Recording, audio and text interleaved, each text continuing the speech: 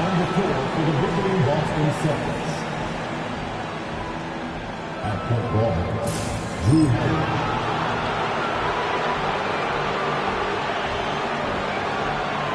At center, Kristaps Porzingis.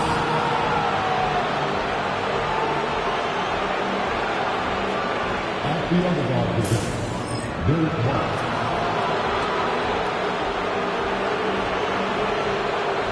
At small forward, Jaylen Brown.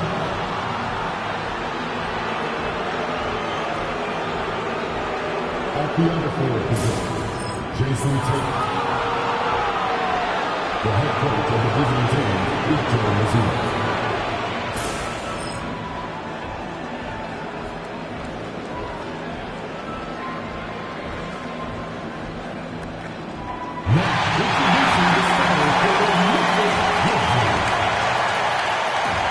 And for those who are tuning in for offensive fireworks, Doris might be a little disappointed in this one. Right, Kev, but if you love gritty defensive play, this is the place to be. Listen, we may not get spectacular buckets, but I guarantee you every point is going to be well earned. And now the opening lineup for Boston. And in the front court, Brown and Tatum. Holiday in the backcourt. To his side is White. And it's Porzingis in at the center. Now here's Brown. Outside, White. Three-pointer. And Bane pulls it down. And so it's Bane with it. He'll bring it up for the Memphis Grizzlies. Some nice passing there by Memphis. Now here's Wells. 11-point game his last outing. 6 to shoot. White against Bane. He drains it as the shot clock ticks down. And that'll start us off already. You can feel the tension in this arena. You get the sense there is a level of intensity right out of the gates. Now here's White. They count on his contributions, currently providing 16.5 points a game. Drills the three-pointer. You can see the work Jaylen Brown has put in to become a range shooter. Nice. And we talk about Derek White, Doris. How impressive has his rise been? Kevin, it's been both impressive and sometimes feels improbable. He was not highly recruited. There were no expectations on him when he arrived in the NBA. This guy has turned himself into one of the premier defenders from the guard spot, an excellent shot blocker, and so rock steady as a ball handler on the offensive end. And the whistle blows. It's going to be on Jaren Jackson. That's his first foul.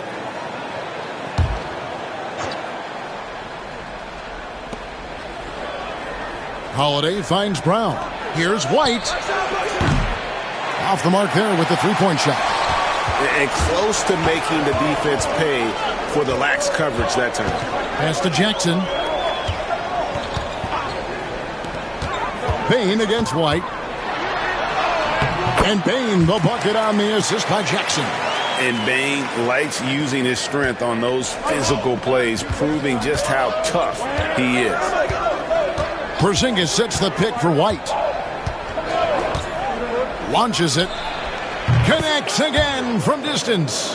And that last three now ties him for the franchise record for most in a season. You know he's looking for that next one. You talk about being locked in all year long. Next one sets the franchise record.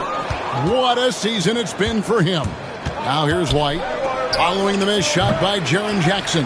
Right now trying to get into a rhythm, but so far this quarter, boy, he is struggling to make anything go down.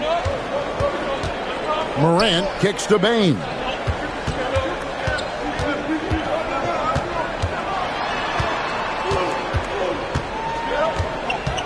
Back to Morant. Shot clock at 3. Fires from way outside. Out of bounds, Boston takes possession. Right now, let's send it over to the sidelines and get a report from David Aldridge. Thank you, Kevin. Well, a bit ago, Taylor Jenkins and I were able to chat. Now, we talked about the difficulty of trying to contain a player like Jaylen Brown. Coach said we can't let him gain confidence and feel like he can do whatever he wants. That's when you get into trouble. Now it's up to the players to make sure this doesn't happen. Guys? Okay, David, thanks.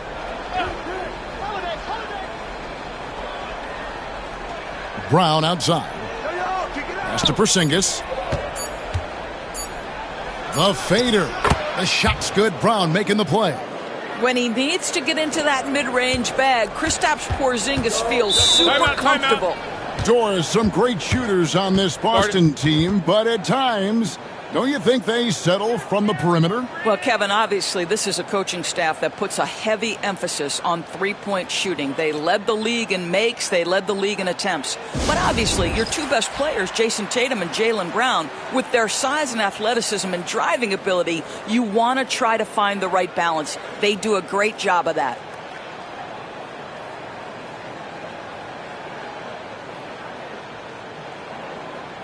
Luke Kennard, he's checked in for Memphis. The Celtics also with a sub. Horford's checked in.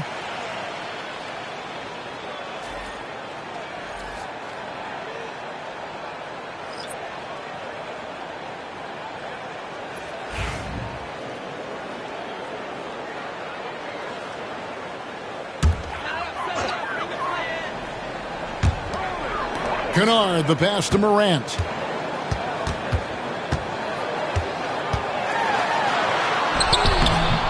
Nice D from Porzingis. And you can see the defenders afraid to kind of get in his way a lot of times when he's on his way to the basket. But on that one, they were there. And there it is for him. You have to be dialed in from the mid-range. Derek White says, I can do that too, folks. Pass to Aldama. 1:46 left to play in the first quarter. It's Morant in the corner. 6 on the shot clock. Looking to end the run. Off the left rim and out. I'll tell you, a rough quarter for him, and that puts so much pressure on the guys around him. White dishes to Brown. Pass to Horford. A fadeaway. Edey with the rebound. And here's Morant. He'll bring it up for the Grizzlies. 6-point game. Here's Edey. 1:07 left in the first. Kennard kicks to Bane. Shoots over Brown. Here's Edey, and he jams it with authority. That's what he gives you, a big-time presence on the glass. And you know what, Greg? Once he gets his hands on it, he's not even thinking about kicking it out. No reason to do so there. He was going to leave, no doubt. Brown, no good. The Grizzlies trail by 4. Kennard with the ball. Now guarded by Porzingis. Porzingis against Kennard. There's the triple. The shot goes in. First shot, first basket. Well, Luke Kennard's bread and butter, right? The lethal outside shooter who doesn't need much space. Brown down low. Guarded by Bane. Bucket is good. Just reliable, guys. He's just always trying to make the right play. Morant against Holiday. Morant passes to Aldama. That doesn't go on the chance to tie. Edey, and the basket is good. What energy on the offensive boards. The defense can't match the effort, and they paid the price. So at the end of one quarter of play, still a close game. Celtics out in front, leading by just 1. And we'll be back with you for the start of the second quarter when we return.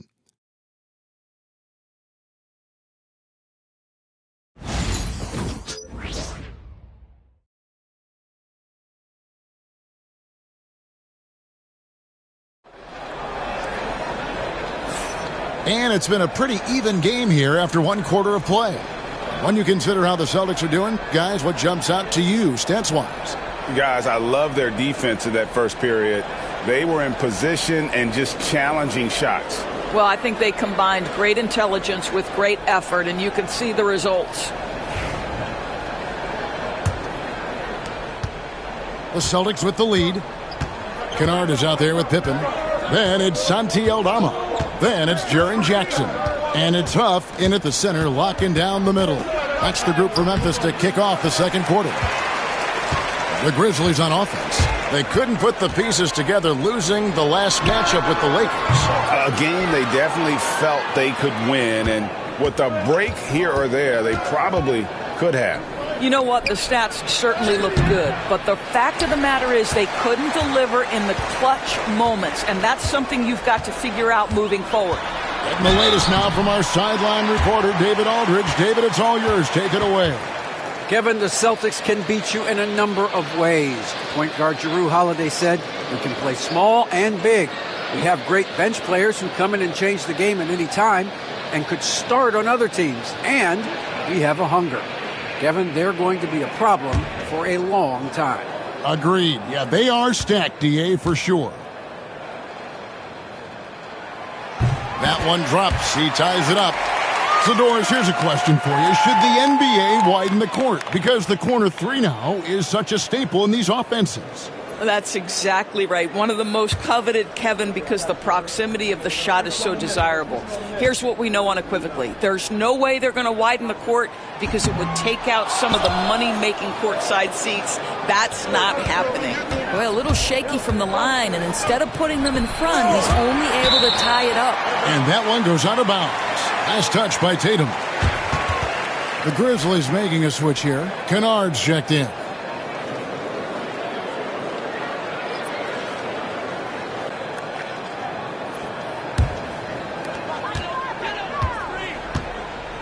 Pippen with it. He's coming off a 16-point game against the Lakers. And let's not forget about the assist. This guy as a playmaker was a driving force for that offense. Now here's Jackson. Pippen sets a screen for Jackson. Sinks the triple. And he's proven he can make this shot. Jackson, the D has to respect his range better than that. Takes the 13-footer. Here's Pritchard, defended by Pippen. Back to Tatum. Again, the miss by the Celtics. And the Grizzlies leading by 3. And now approaching 2 minutes of action here in the second quarter. And Kennard wide open. He shoots. And a miss there on the triple. You know what, though? Sometimes you can be too open. I think it may have surprised him, and that's why he missed. And on an open look like that, he's very gifted at making the weak coverage pay. Now here's Pippen. Still yet to score. Tatum against Kennard. A nice shot by Huff. Huff's got the lead up to 5 now for the Grizzlies. And here's Tatum. He'll bring it up for the Celtics. Nothing offensively yet from them in the second quarter. And so Joe Mazzulla calls for the timeout. And coach has decided they need a moment to talk things over. Baines checked in for Luke Kennard. Porzingis is checked in for the Celtics. Holiday comes in for Torrey Craig.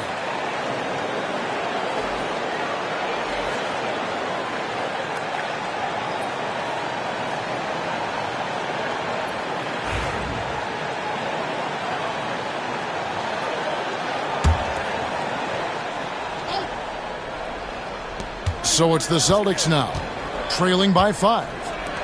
And the whistle blows. It's going to be on Jaren Jackson. That'll be his second foul of the game. 2 fouls already on him. That is not the way to get your minutes per game up. On defense, the Grizzlies. They haven't allowed any points in the second quarter. Pass to Porzingis. Nice ball movement by Boston. Just 5 to shoot. Here's Tatum. And the shot is good, dropping in off the front of the rim. Tatum's got his first points of the night. Yeah, Jason Tatum's jumper is just so pure. This guy is on point with the midi right now. Back to Pippen. Now here's Wells. Pippen a screen. Wells' shot is good. Wells has got his first bucket of the game, and he's on the board for 3. I'll tell you, you are playing with fire anytime you leave this guy open, and they just got burned. Holiday. And the rebound by Jaren Jackson. And battling hard on the glass, they hold the advantage here so far. Pass to Huff. And a wide open look for Bain. Oh, good with the triple. Celtics trail by 6. And when Porzingis goes to work inside, Doris, there are not a lot of answers for his size. We know, Kevin, obviously, that post-ups become less and less a part of the game, but still an important one opportunistically. And you talk about efficiency in the post, that is Kristaps Porzingis. But not only that, the mid-range game is there, the three-point game is there, and the defense is there. And it's Taylor Jenkins calling timeout here. Looking for a breather, and maybe just one or two things to talk about. Santi Aldama's checked in for Memphis. Ja Morant comes in for Pippen, and then for Boston. Brown is checked in for Tatum, and it's White in for Pritchard. Pass to Bain. Here's Wells, jacks up a three, connects from three-point range. Wells has got a pair of triples in the second now for the Grizzlies.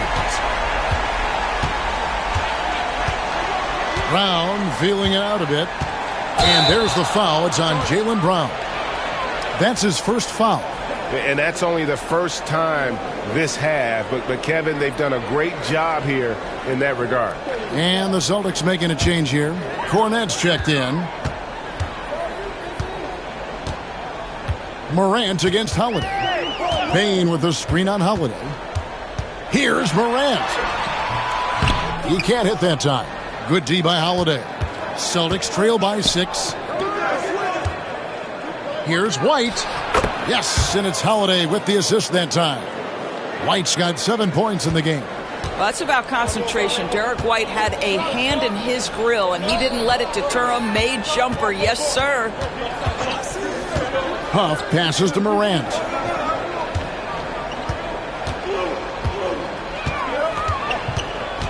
Just 5 on the clock.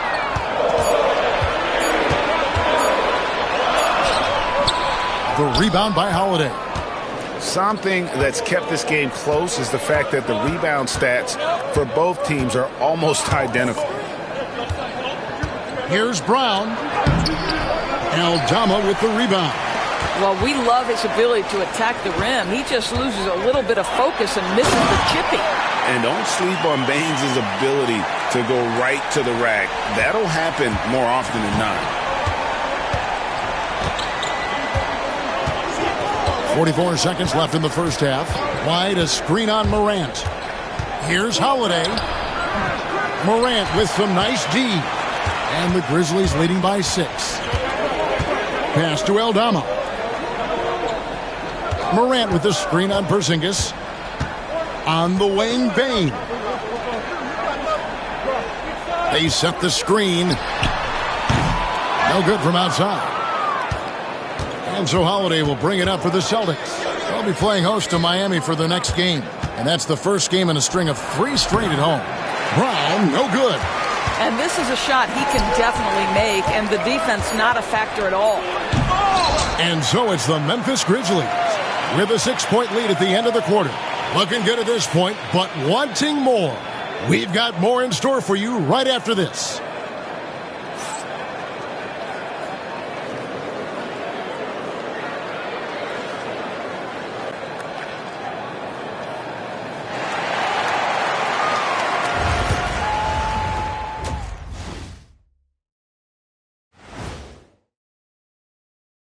Ernie Johnson here with Kenny the Jet and the Big Diesel, Shaquille O'Neal.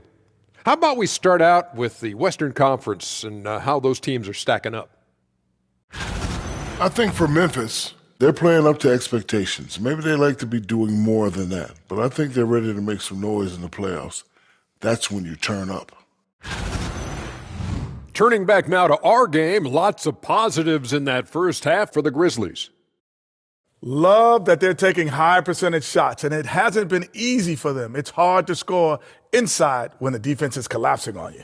Who needs three-pointers anyway? Kenny did. So thank you, Ernie. That is more than enough of us. Let's send you back to the game. Kevin Harlan and crew with the second half.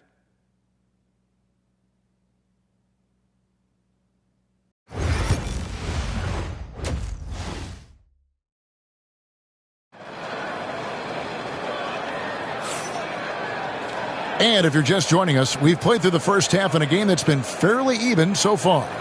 Without question, Derek White displaying his skills today. Yeah, I don't know if there's anything that the league can do to slow him down. He's just that good. Well, perhaps the most impressive thing has been his incredible consistency. This guy is a great player who always brings a ton of energy. What a great half. Celtics trail by 6. Starting off the second half, here's Joe Mazzulla's 5. Holiday in the backcourt. To his side is White.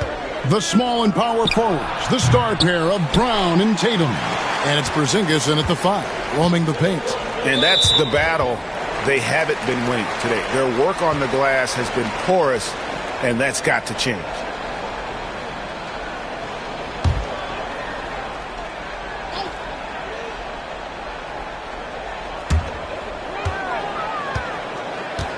Jackson against Tatum. Pass to Edey.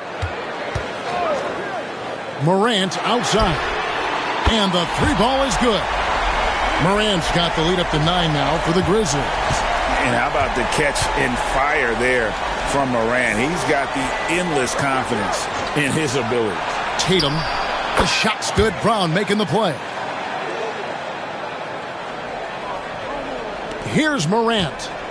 Checking some stats on him right now. He's averaging just around 22.5 points a game. And you watch Jason Tatum, year to year, he is a model of consistency. Across the board, the numbers are pretty similar, and the effort never wanes. It's time now to hear from our Hall of Fame reporter, David Aldridge.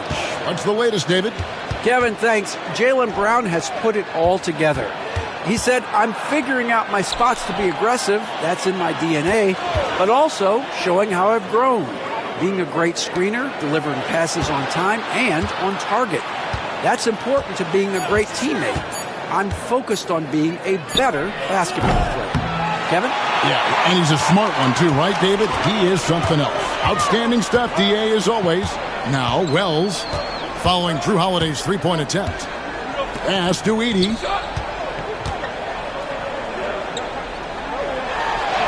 And the layup falls. Edey's got 6. If you give him an inch of space, he's going to make you pay. Now here's Tatum. Porzingis sets the pick for Tatum. Brown with it.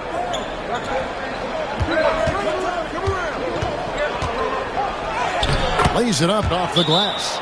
He has 7. Well, this is where the powerful frame and explosive athleticism of Jaylen Brown becomes a problem for the opponent. Nicely done. Break in the action means we can check out the best defensive teams in the league this season. Here are the real stats, real scores from the real NBA.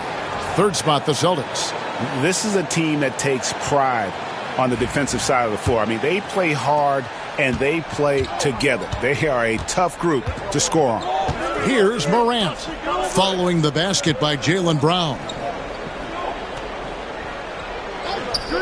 And here is Wells. 6 points for him. Shooting foul as the whistle blows. He'll shoot 2 free throws. Greg, with how explosive Ja Morant is, he has certainly taken his fair share of awkward falls. And that's what worries you with guys like that. He's already had a number of injuries in his young career, but we all just want to see him at full health. That's good from Morant. Now an all-NBA caliber talent, Morant still feels like he has room to improve. Pritchard, he's checked in for White.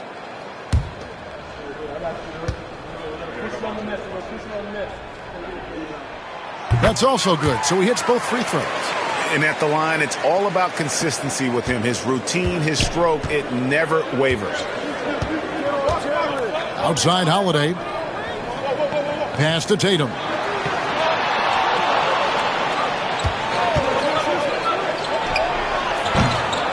And the rebound goes to the Grizzlies.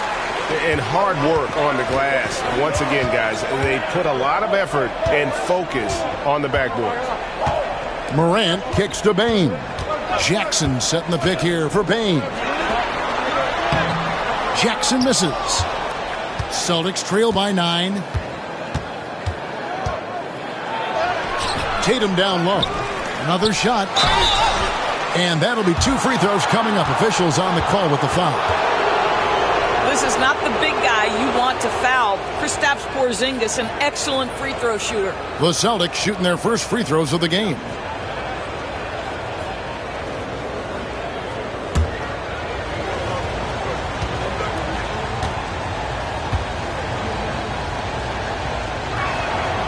That free throw good from Porzingis. There's a reason people call Kristaps Porzingis the unicorn. A 7-foot big man, but boy, what a sweet shooter he is. Santi Aldama's checked in for Wells.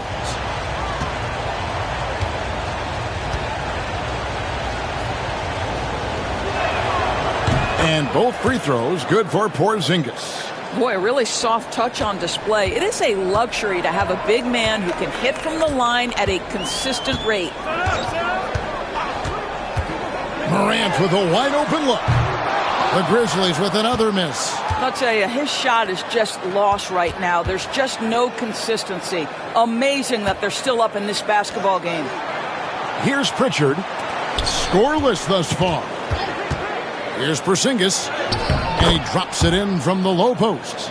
Well, you love to see Porzingis battling through contact down low. That's a tremendous finish. Now Morant. He's got 5. Here's Heaney. Good, and a nice assist from Morant. Morant's got 3 assists tonight. Not surprised at all. He's shooting it well and scoring points in bunches. Here's Pritchard. 7-point differential. Brown outside. Tatum setting the pick for Brown. Top of the key jumper, no good. Maybe he rushes that just a little bit, who knows, but he couldn't have gotten a better look than that. And taken away by Brown. And here's Porzingis for a 3. Gets it to go from beyond the arc. Porzingis has got 9. Now this is why they call him the unicorn. Porzingis off the catch, ready to rise and fire. That's 7'3", everybody. Here's Aldama. He's playing a pretty big role for him at the offensive end, averaging about 12.5 points a game. Edey gets the bucket. 10 points for him. Well, they're winning largely because of this guy's play. He has been sensational. Brown the pass to Porzingis. Here's Pritchard. Brown outside. And here's Porzingis for a 3. He is too good a shooter, guys, to be left open like that. The defense just dodged a bullet there. Morant surveying the D. From the arc. A rebound by the Celtics. Porzingis has got 6 rebounds in the game. 2 seconds separating the shot clock and game clock. Here's Tatum. He averages over 27 points a game and seems to always find a way to score. 4 on the clock. Fires from deep. A 3 from Tatum. And the lack of effort to fight over the screen there makes that an easy shot. You know, we see this all the time. You're basically, as a defender, hoping the man misses rather than putting in the work to get over screens. We're at the end of the third, and we've still got a close one. Grizzlies lead by 3. Live from the FedEx Forum, you're watching 2K Sports.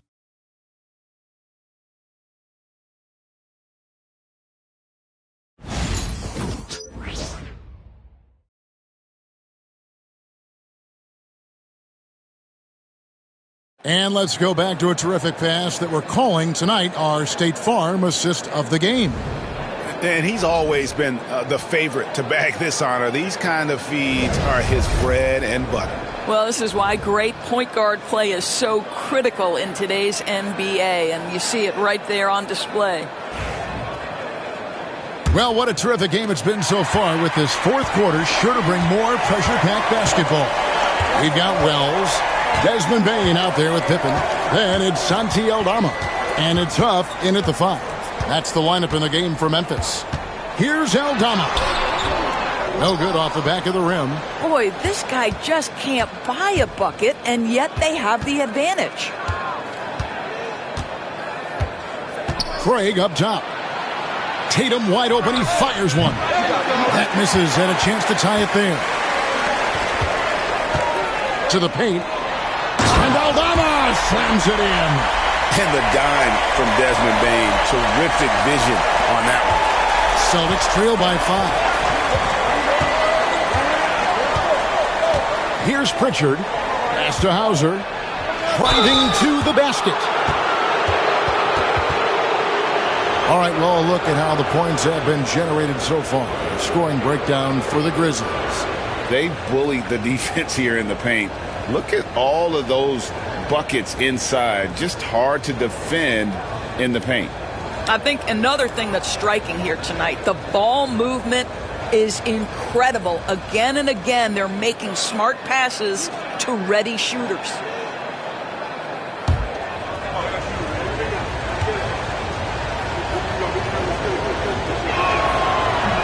He's off on the first.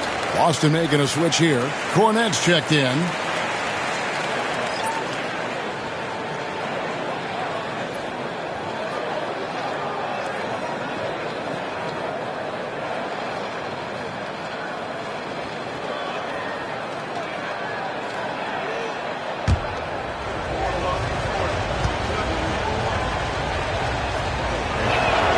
And he sinks the second.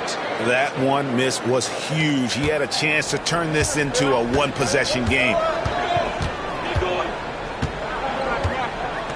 Fourth quarter still young, just over a minute play. Howard down after the assist, let him into the lane.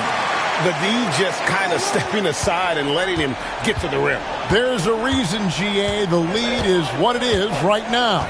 I tell you, you can't get stops if you're unwilling to put in the work. Here's Pritchard. An easy 2 points on the layup. Pritchard's got his first basket.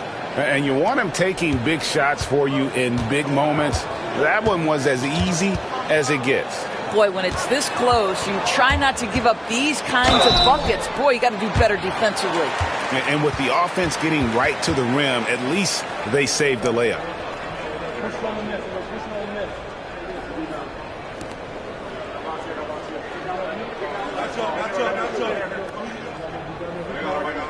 Take a break. Take a break. 2 shots.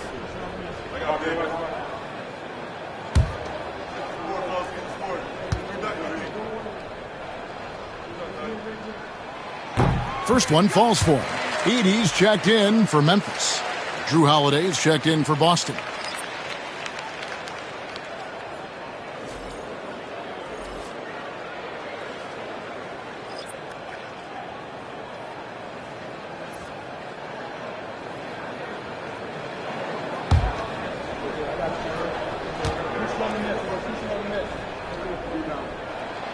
And that one goes in. 2 from the line that time. And we've made our way through just over a minute and a half in this fourth quarter. And we've got a timeout from Joe Mazzulla. He's not taking any chances and wants to huddle them up right away.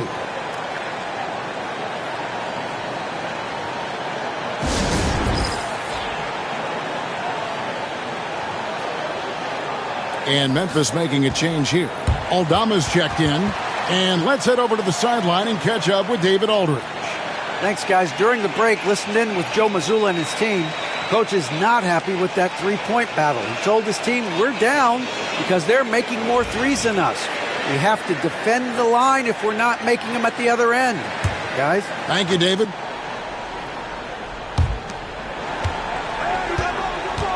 Now, here's Tatum. Pass to Holiday. Tatum looking around.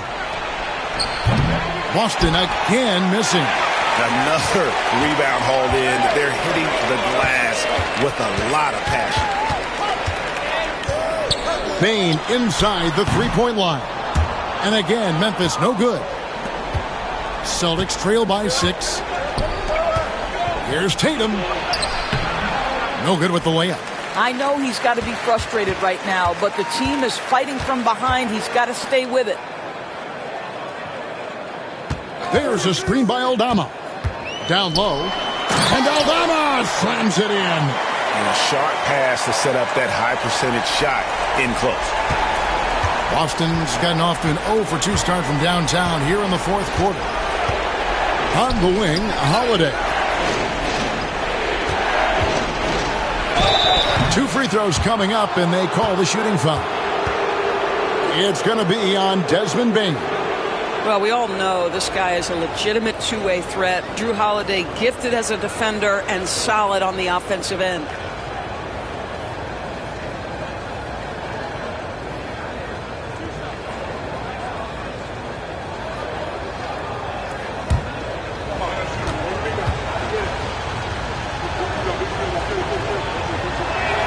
First free throw is good. And we all hear talk about Drew Holiday's defense. But you know, Doris, he is much more than that. You've said it countless times. Kevin, this is a guy who's a tremendous rebounder for a guard, a very willing playmaker. He can carry a scoring burden if you need him to, but he's also willing to take a very limited number of shots. It's all about the team with him. Both free throws good from Drew Holiday. Yeah, I like that they haven't lost their aggressiveness here in the second, despite being down. Holiday against Morant. Around 3 minutes gone here in the fourth quarter. Pass to Jackson. 5 on the clock. Here's Heaney. That one misses. Nice D from Porzingis. Tatum with it. Guarded now by Jackson. A nice shot by Brown. You can tell Jaylen Brown embraces these kinds of moments. Big time bucket. And a little over 3.5 minutes in the books so far here in the fourth. 14 feet away, and Jackson with the basket on the assist by Bain. Bain's got his 3rd assist on the night. Tatum against Jackson, looking to end his cold spell. Some solid defense there from Jackson. I don't know if he's tired or what, but he is definitely holding back a little bit, and he has to step his game up right now. Pass to Bain. Morant outside. And then Morant slams it in. And leave it up to Morant to put on a show. What a spectacular dunk. Awesome display of athleticism captured by our AT&T 5G Slam Cam. Celtics trail by 7. 1:46 left in the fourth quarter. Here comes Tatum. And the rejection by Jackson. Wells dishes to Morant. Outside, Bain. Pass to Jackson. The 3 from Morant. Rebounded by the Celtics. You've got to find a way to get yourself going in some other way, because hoisting from 3 is not the answer. That one good for 2. And 11 points for Porzingis. Oh, you love the aggressiveness and the swagger that Porzingis has to take that shot. Such a clutch play from the Latvian. Holiday against Morant. And he uses the glass on the layup. And the Grizzlies lead by 7. Well, use the pick and going right to the cup. I love the aggressiveness. And we've got a timeout from Joe Mazzulla. And that timeout by Coach was carefully measured, wanting to make sure that everybody is on the same page here.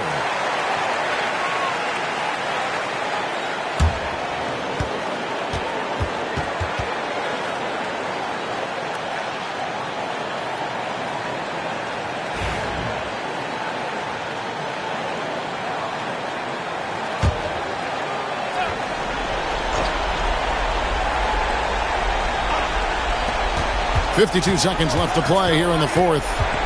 Pass to Tatum. Outside, White. Over Bain. No good, shot missing. Now here's Wells. He's covered closely. Jackson. That shot off the mark. Great D that time from Tatum.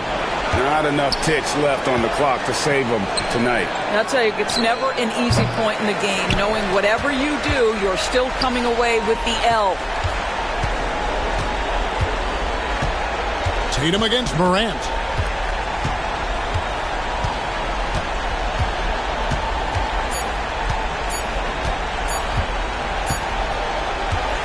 So it's Memphis picking up the win.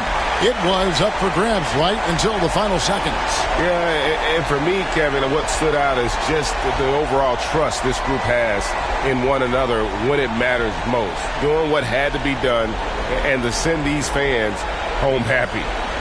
And now let's catch up with David Aldridge, who's standing by from the sideline. All right, Dave. Thanks very much, Ja. A lot of swag on this team tonight. Who's responsible for that confidence? I feel like we all talk to each other, even the coaching staff. Coach let us play with a lot of freedom. Everybody has the green light, so, I mean, there's no reason to lack confidence when you have a coach who believes in you every step of the way and just lets you go out there and play your game. So we always just preach, keep shooting, make or miss, and we behind you, so. You all look like a confident bunch, man. Congrats on the win. Back to you. Thank you, David. Well, folks, that's going to do it for now. For Doris Burke, David Aldridge, Greg Anthony, and the rest of our terrific 2K Sports crew, this is Kevin Harlan saying thanks for watching. And as we part ways, we present our player of the game.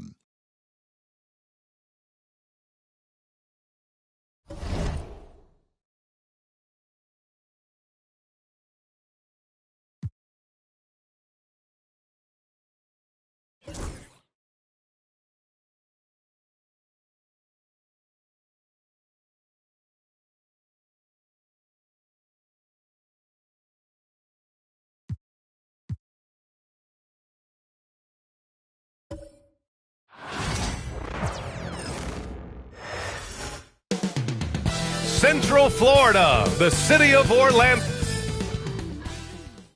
Hola, and welcome to Noche Latina, an NBA celebration of... Brent, we're deep into the season now. Who do you see as the favorite to win it all? Well, tough, BA, to do any predicting at this point. You want to see the matchups and how those things play out. But, man, there are some elite teams right now that are salivating at the opportunity to compete come playoff time. And now the Los Angeles starters.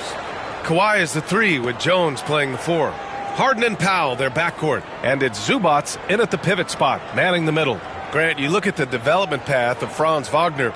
Not surprising he had an easier transition to the NBA. Well, think about this, BA. I mean, he played against men very early in Germany, splitting time in Euroball, and at Michigan let him really develop in multiple ways. So he's seen it all and is still so young.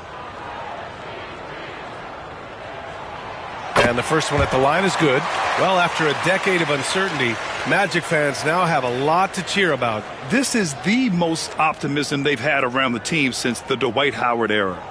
And it centers around their young star, Paolo Banchero. He is going to be a force for a very long time. And both free throws good for Wagner. It's so interesting, Grant. Younger fans may not realize the Clippers had a lot of rough seasons early on. Well, BA, that's one way to put it. In their first 27 years in L.A., they only made the playoffs 4 times. But things have definitely changed. Owners have changed. And now they're postseason regulars in the league. Now here's Anthony. Wagner outside. From deep. Drops in the 3. Wagner's got 5. And both teams running long-range plays that are working. Well, both of them looking towards the three-point line. And I like to see that, especially when the results are made buckets. And so Banchero will bring it up for the Magic. They put up a nice win against Sacramento last time out. And they had a great plan going into that one. And then made the right adjustments along the way. Well, the great thing about watching that game was that we saw it through their offense, and they showed a few different looks that they settled into and played well. Leonard. It's Powell on the wing. Oh, and another 3 for the Clippers. Norman Powell really knocking it down here and hurting this team from distance. A moment to hear from Allie LaForce. I briefly spoke with Jamal Mosley.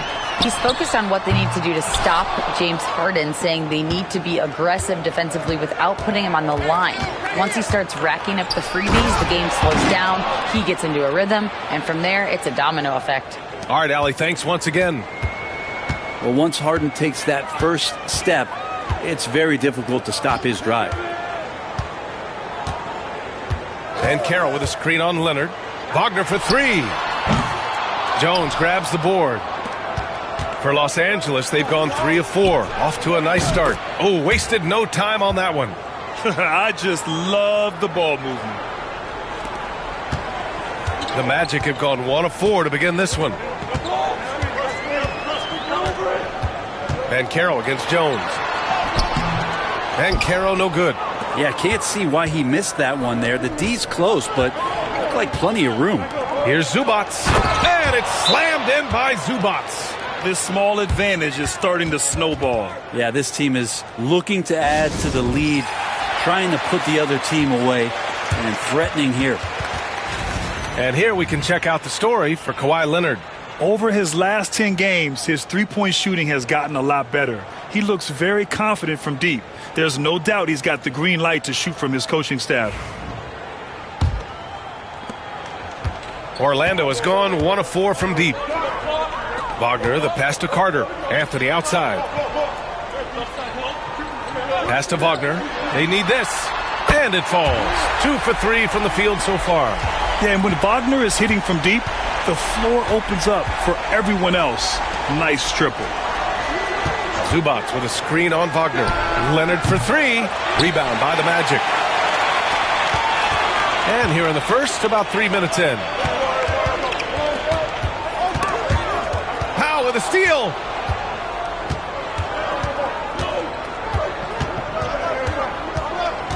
Pass to Leonard. Harden with a screen on Wagner. Here's Leonard. Off to left rim and out. Magic trail by 5. Now here's Carter. Anthony outside. The 3 from Banchero. It's rebounded by Zubats. Los Angeles has gone 3 of 4 on threes here in this first quarter. And despite his injury history, Kawhi still has the ability to take over games, Brent. Yeah, does it feel, B.A., that Kawhi sometimes is even more patient and more deliberate in the way he delivers in games? I think he's the type of talent that can slow himself and the game down at his will and still be a lockdown defender.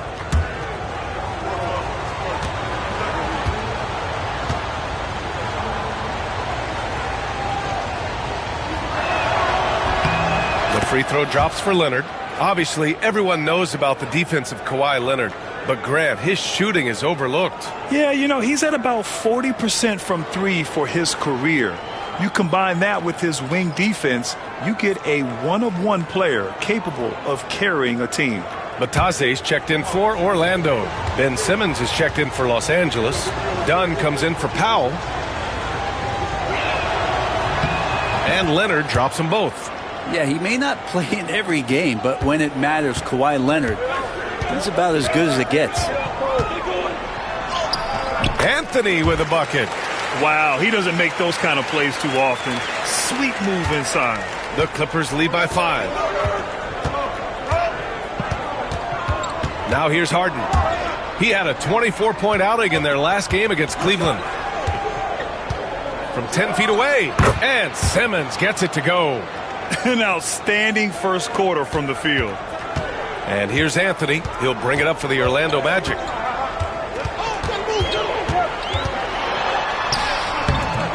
Rebounded by James Harden. For Los Angeles, they've gone 6 of 9 and finding their rhythm now. The shot misses. Oh, nice D from Carter. Outside, Caldwell Pope. 1:19 left in the first quarter. Anthony with a bucket. That's excellent. Get the ball down deep inside and cash in on a simple basket. Left side, Simmons. And that one makes him 2 for 2. He's in his rhythm.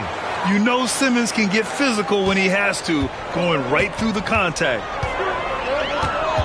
Outside, Caldwell Pope. Pass to Bataze. Outside Carter. He shoots a three. It's hauled in by the Clippers. Outplayed in their previous game on their schedule, losing to the Cavs. There obviously was a breakdown at the defensive end. They gave away too many clean looks. Yeah, sometimes you can play good on-ball defense, but it's the help defense that makes you elite. And on that night, nobody rotating and not a lot of help. Now here's Dunn, still without a bucket. Leonard outside.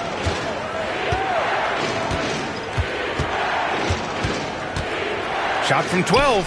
Count it. Such a critical part of how their offense is going to flow. Things are only working when he seems to be on the floor. Here's Anthony.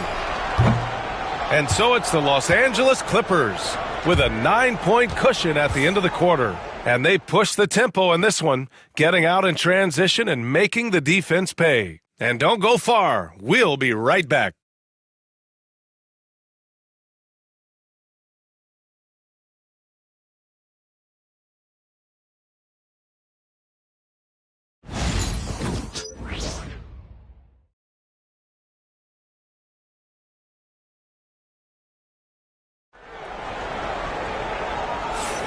We welcome you back to second quarter action.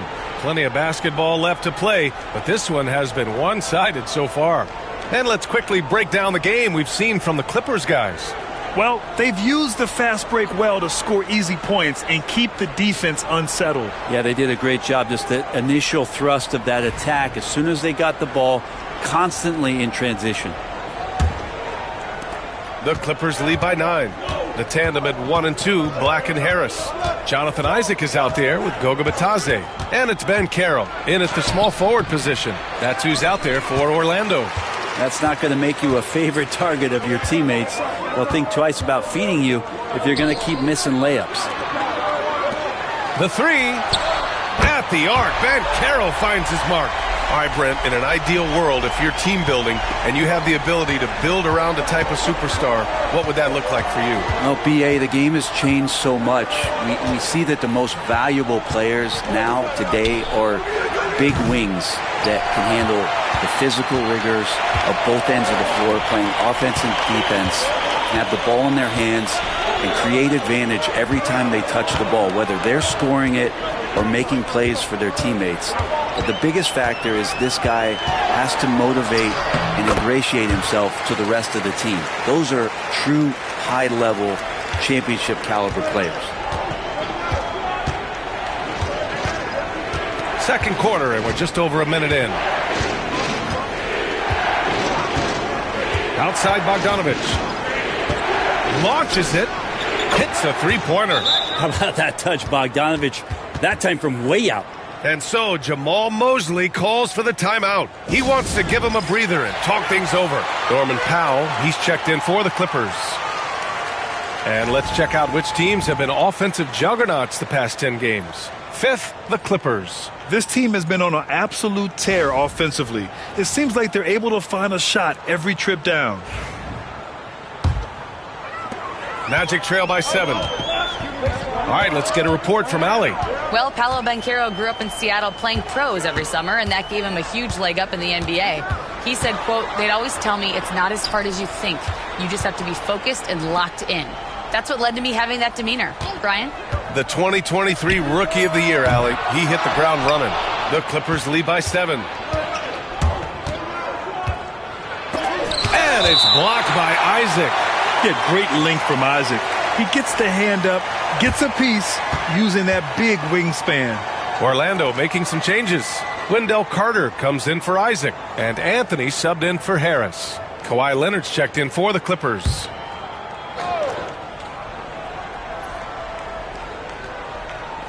There's the steal. And Carroll surveys. Pass to Anthony. This one for 3. It's rebounded by Zubac. Zubac has got 4 rebounds now. Here's Dunn. And once again, off the mark by Los Angeles. Here's Black. No points yet. Carter, the pass to Banchero. Knocked loose. And stolen by Leonard. Up and over Carter. And the Clippers miss again. Well, he's a guy they count on to produce from the mid-range. He doesn't miss too many open looks from there. Pass to Black. Here's Batadze. The fadeaway. Good work there as it goes. Batadze's got his first 2 points. Ooh, that's a great matchup for him just because of the size difference right there. He makes that mid-range shot at a very high percentage. And here's Leonard. Fires the three. And once again, off the mark by Los Angeles. Just imagine if he was shooting better. The lead would be even bigger. Here's Black. And so he draws the foul, headed to the line to shoot a pair. It goes on Chris Dunn. And let's take a moment here to get your take, guys, on the scoring so far for Los Angeles. Well, they found a groove, and it's from distance, so knocking them down from the three-point land never hurts. Well, a lot of the players are doing a good job as well of scanning the interior part of the paint. All those inside looks, those are paying off.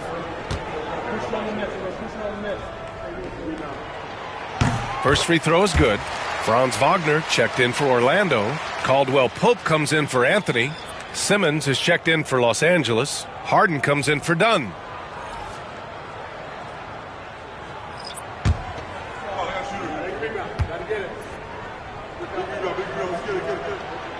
It's both from the stripe. Harden with it. He's got 5. Leonard outside. Again, the miss by Leonard. Magic trail by 3. Left side, Caldwell Pope. Pass to Black. Wagner, right side. Banchero the screen. And Franz Wagner picks up the foul. That's his first foul.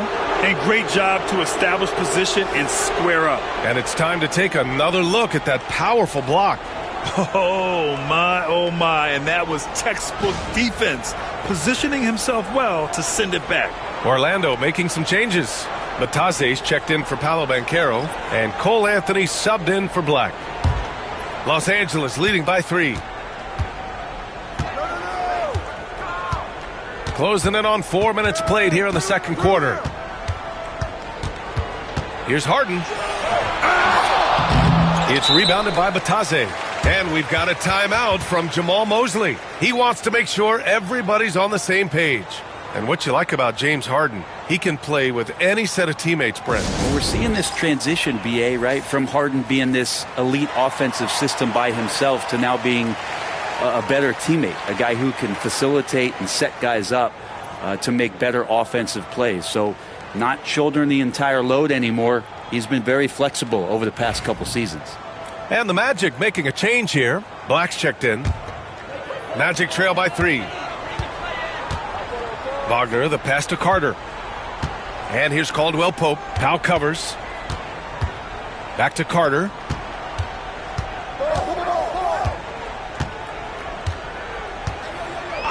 Shot clock at 6. Wagner for 3. Oh, he nails that one. 3 for 4 now. And even before he caught the ball, Wagner had that measured up.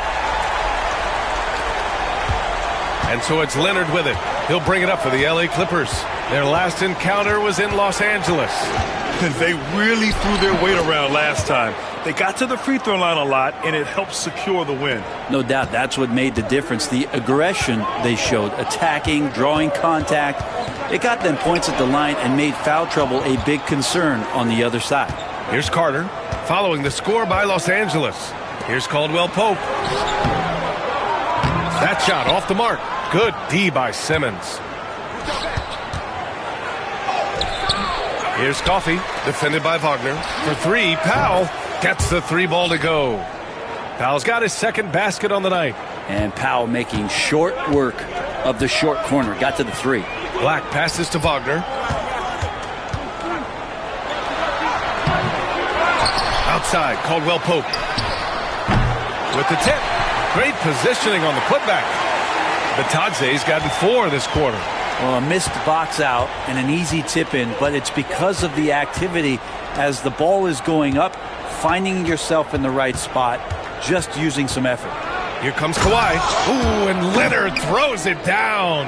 And don't give a cerebral player like Leonard that kind of opening. He'll read that gap. We've got a 9-second difference between the shot clock and game clock. Black passes to Caldwell Pope. Knocks it down from distance. Caldwell Pope's gotten himself going here. His first points of the game on the deep ball. From 9 feet out. Boy, clanks that one off the back iron and it falls.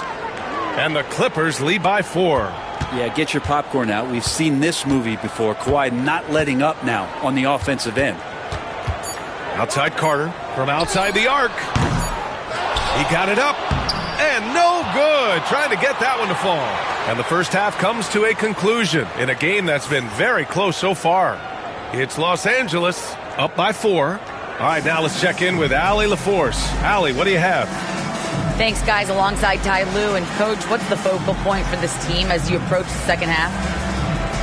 Just playing hard, first of all, and then playing with pace offensively. I think they're doing a good job of getting to the basket. And then defensively, there's going to be some time to work things out, but they've been pretty good. Pace so critical to your team's success this year. Thanks, Coach. Allie, as always, thank you. We'll be back right after the break for the third quarter here on 2K Sports.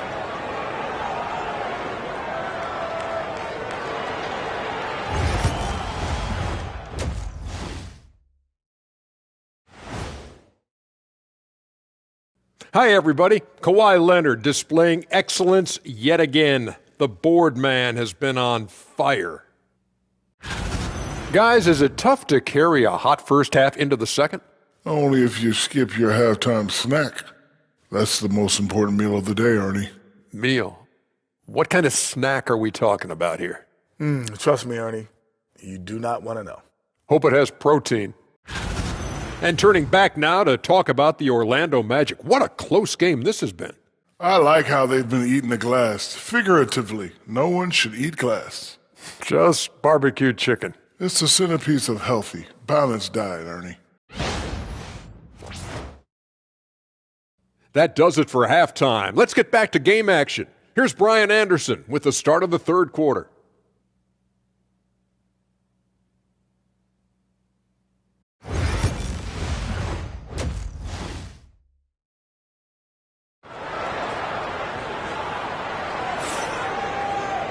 And we're halfway through this one. Plenty of basketball left in a game that's been a fairly even one. It's been one outstanding game from Kawhi Leonard. Through 2 quarters of play, he's been an excellent source of points. Yeah, he's shouldering the load right now and looking really comfortable while he's doing it.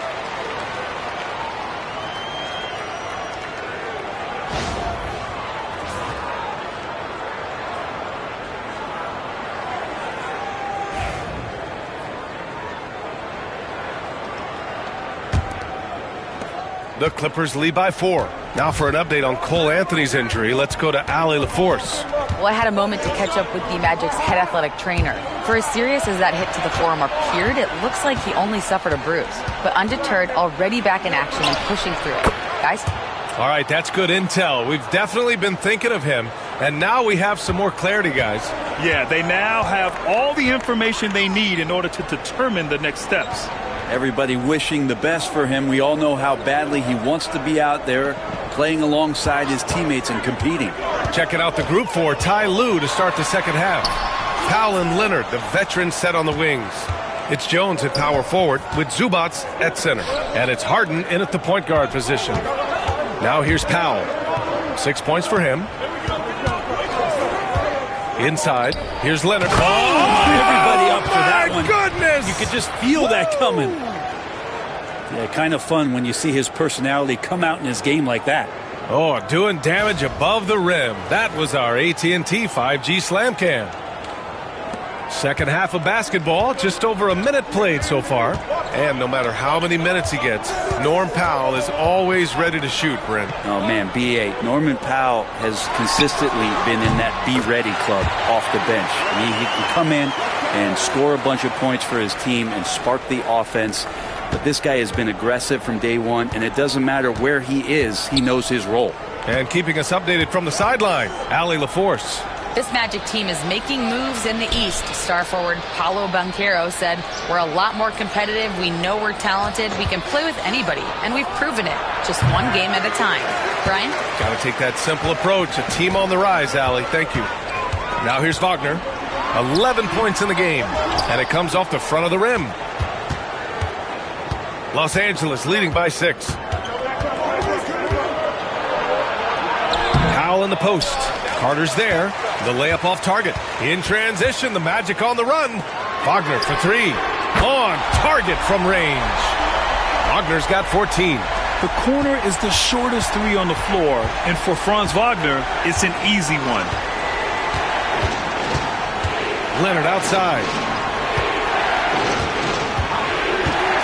Fires for 3. Leonard beyond the line. He's getting it done offensively, making winning plays at every turn. Pass to Banchero. Let's go with a 3. Rebound by the Clippers. Their biggest lead of the game was 9. To the paint. Here's Zubac. And it's slammed in by Zubac. Nice movement on the screen and roll. Zubac's good at angling his body in those sets. And we've got a timeout from Jamal Mosley. He wants to review the game plan. They're giving up a lot of points in the paint. That's something they have to address here. Yeah, coach knows that. They know that. In the timeout, they're going to hear about it, make the adjustment. Black's checked in for Caldwell Pope.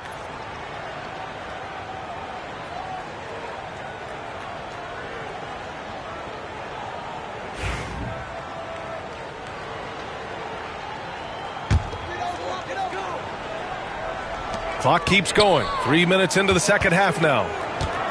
Here's Wagner. Count that one. He's now 5 for 8.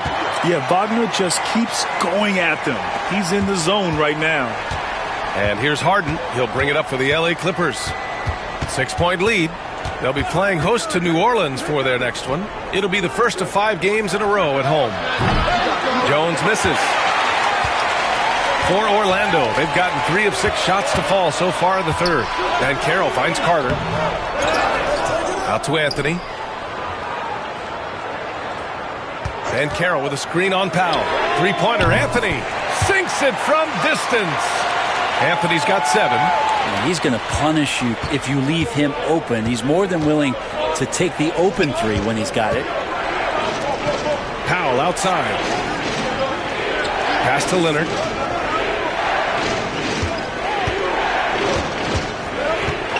Six to shoot. That one's off. 8 for 15 now in this one. Wagner, the pass to Carter. Here's Black. Now here's Wagner. And Carroll with a screen on Zubac. And it's Wagner missing. I'm not sure how he finds himself in so much space there. He's kicking himself for whiffing a bit on that one. Harden with a screen on Banchero. Here's Jones. No good on the shot. Great D that time from Banchero. Magic trail by 3. Here's Black. Checking his stats. He's scoring around 9.5 points per game. Anthony, the pass to Banchero. Carter, a screen on Jones. Down low. And it's slammed in by Carter. You love the show of force from Carter Jr. He's not messing around when he gets the ball down there. Outside Harden. Powell outside. Outside Jones. To win the cold spell. Anthony grabs the board. The Magic have gotten 5 of 10 shots to go. Here's Banchero. And the go-ahead bucket, no good. Is it getting cold in here? This is a tough one. Crucial that he starts to work a little harder for a higher percentage shot. Harden finds Powell. Jones with a screen on Anthony. Powell for 3. Drains the triple. Powell's gotten his 3rd basket of the night. Excellent work from Powell in the pick and roll action. Boy, they'd love if anyone could get a bucket. Yeah, their offense has been grinding to a halt. Powell against Anthony. Lays it up and banks it in. Anthony's got 5 points now in the quarter. The defense couldn't collapse quickly enough. Leonard way outside. Oh, no good on the last second attempt there. It's still anybody's game as we reach the end of 3. It's Los Angeles. They lead by 2. And we're coming right back after this break to get the fourth quarter started.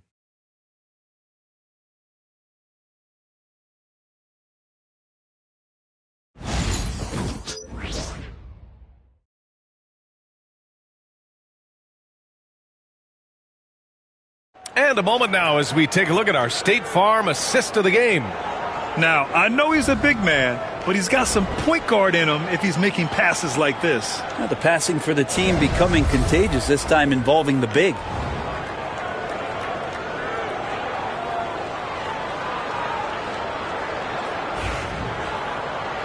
We've reached the fourth quarter in what has been a very competitive game. Should be an exciting finish. The tandem at 1 and 2, Black and Harris. Goga Batadze is out there with Jonathan Isaac. And it's Ben Carroll in at the 3, the small forward. So that's the lineup on the floor for the Magic. Well, if he wants to make the defense work, he's got to start knocking down the threes. Only one so far in this game for him, and none since halftime. Count it. Good. Yep, Leonard can do this. He can just take over a game offensively. Here's Black. Pass to Batadze. Takes a 3. It's rebounded by Los Angeles. Simmons has got 4 rebounds now. And the shot counts. He's fouled, and it's a chance for a 3-point play. Eubanks, he's checked in for coffee.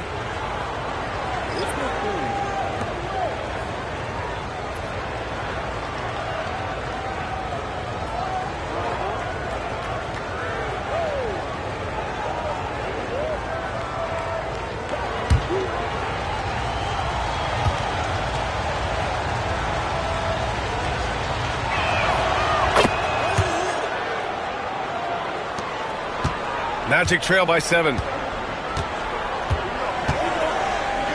Banchero outside from downtown. Rebounded by Dunn. Well, his shots aren't dropping, and they haven't been able to keep pace, but they trust him enough to keep going to him, see if he can find it. Looks like they're gaining some confidence here in crunch time. And right now is when you have to lay it on the line. Between the two teams, they've clearly been the aggressor. Here's Black. Banchero outside to win the run. Buries it from 3. And Banchero has some range already. I mean, I want to see him continue to drain these shots. And just about a minute and a half gone by in the fourth. For 3, Powell. Orlando with the rebound. That'll be the first leg of just a 2-game trip for them. Black passes to Banchero. Here's Black. Batadze with a screen. Boom! He jams it straight down. Get up there, young fella. Sometimes as a point guard, you got to take it yourself. Well, it's okay to be selfish when you can flush it like that. Well, if he's calling his own number, there's a reason for it. They respect the decision-making from him out there. Here's Leonard. Set it up with a fake, but it's offline. Magic trail by 4. Pass to Harris. Here's Batadze. Here's Black. To the inside. Isaac. And the dunk by Isaac. And in that 2-man action there, Isaac's someone you need to track. I mean, he is really dangerous after rolling off the pick. And Ty Lue has called a timeout. No doubt he's going to utilize the opportunity to make sure they're all on the same page here.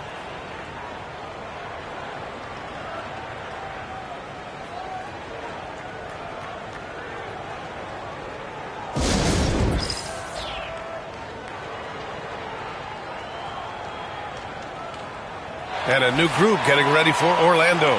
Wendell Carter, he's checked in for Batadze. Wagner comes in for Isaac. Caldwell Pope's checked in for Harris. And Anthony subbed in for Black. Time now to hear from our reporter, Allie LaForce. During that last break, Coach Tyronn Lue had some advice for the team. They said in the huddle, this is it. No excuses. Let's figure out a way to win. A couple of players spoke as well, firing up their teammates. A great ending could be in store, guys. Thanks for that, Allie. Fourth quarter keeps moving along. 3 minutes gone by now. And here's Anthony. To the middle. Lets the three fly. It's rebounded by Los Angeles. Zubac has got rebound number 7 tonight.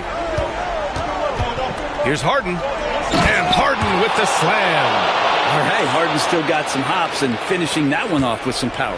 Magic trail by 6. Here's Banchero. Outside. Caldwell Pope. Pass to Wagner. To the inside. Here's Anthony. And James Harden pulls it down. Harden's got his 4th rebound in this one.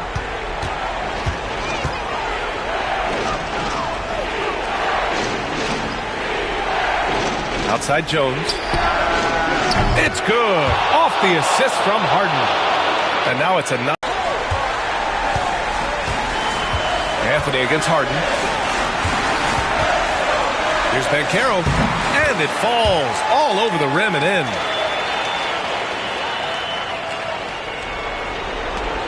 .149 left in the fourth quarter. Here's Leonard. And a foul called on the way up.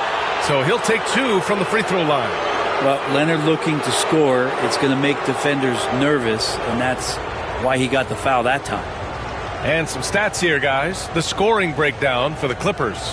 Well, not content to take what the defense gives them. I mean, they're attacking the gaps and getting the ball inside. Well, if we add another thing to it, it's about the urgency they've played with. I mean, you look at the eyes of these guys. They're focused, wanting to get up tempo, and that's helped them score on the fast break. Good on the first, and that stretches their lead to 8. Just think of how much of a difference Kawhi Leonard is for this team. When he's healthy, he is an absolute force.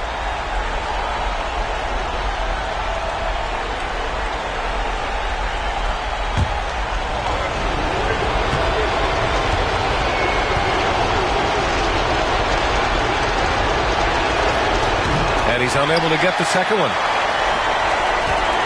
And it's Anthony with the ball for Orlando. Down low. Here's Banchero. It's rebounded by Los Angeles. Jones has got his 4th rebound in this one.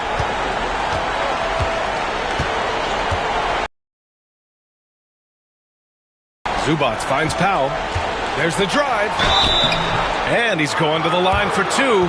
The official saw contact while he was going up. That ability to shoot is going to give Norman Powell some driving lanes with which he can exploit.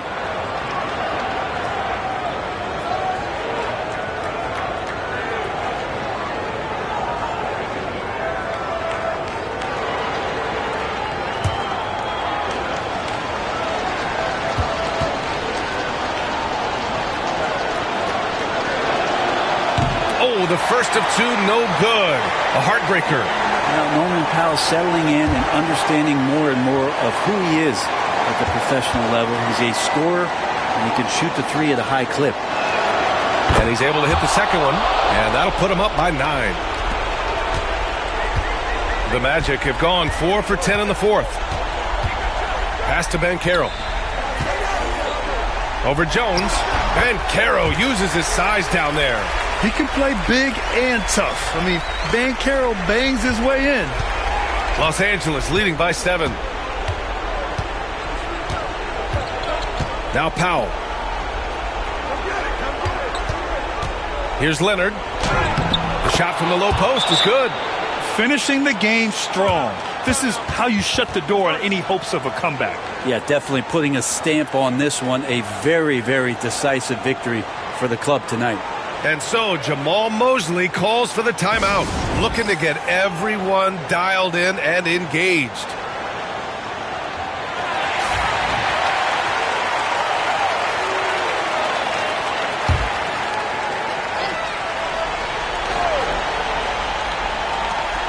.52 seconds left in the fourth. Here's Wagner. Oh, solid D from Leonard. And it's Powell off the drive. And Powell with the stuff. They really came in with the right mindset today. I can guarantee you their flight home will be filled with some smiles. Yeah, when you step into an opposing team's arena and you can play with this type of composure, boy, that food tastes good on the way out of town. Don't do anything silly. Just ride out the clock. Yes, if they take their time and execute, the game is all theirs. Now here's Jones. Leonard on the wing. Knocks it loose. Wagner with a steal.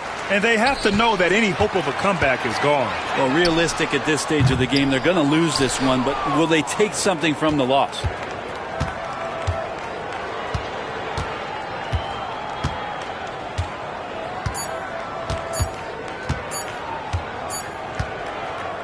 So the Clippers win it. Boy, a nice win on the road. By the time this one was winding down, this building was stone cold silent. And that's exactly what you got to do. You have to try to take the crowd out of it. Well, now a minute to check in with Allie LaForce. She's courtside. Hey, Allie. James, congratulations on a big win, but I ask you this.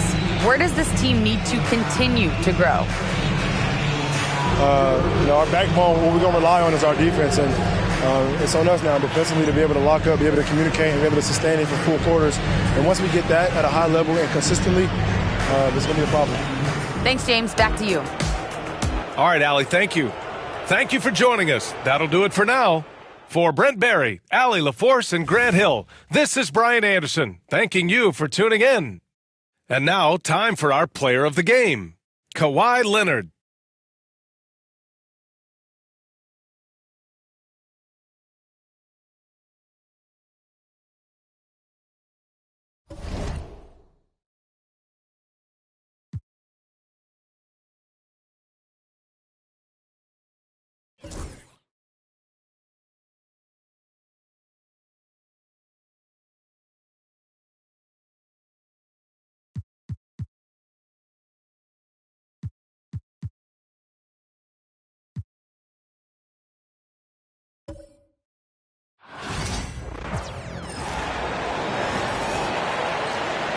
Let's meet the visiting team, Chicago Bulls. At power forward, Mavis Buzelis. At point guard, Lonzo Ball.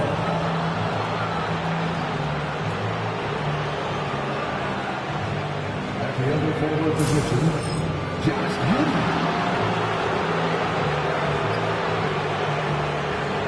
At 7,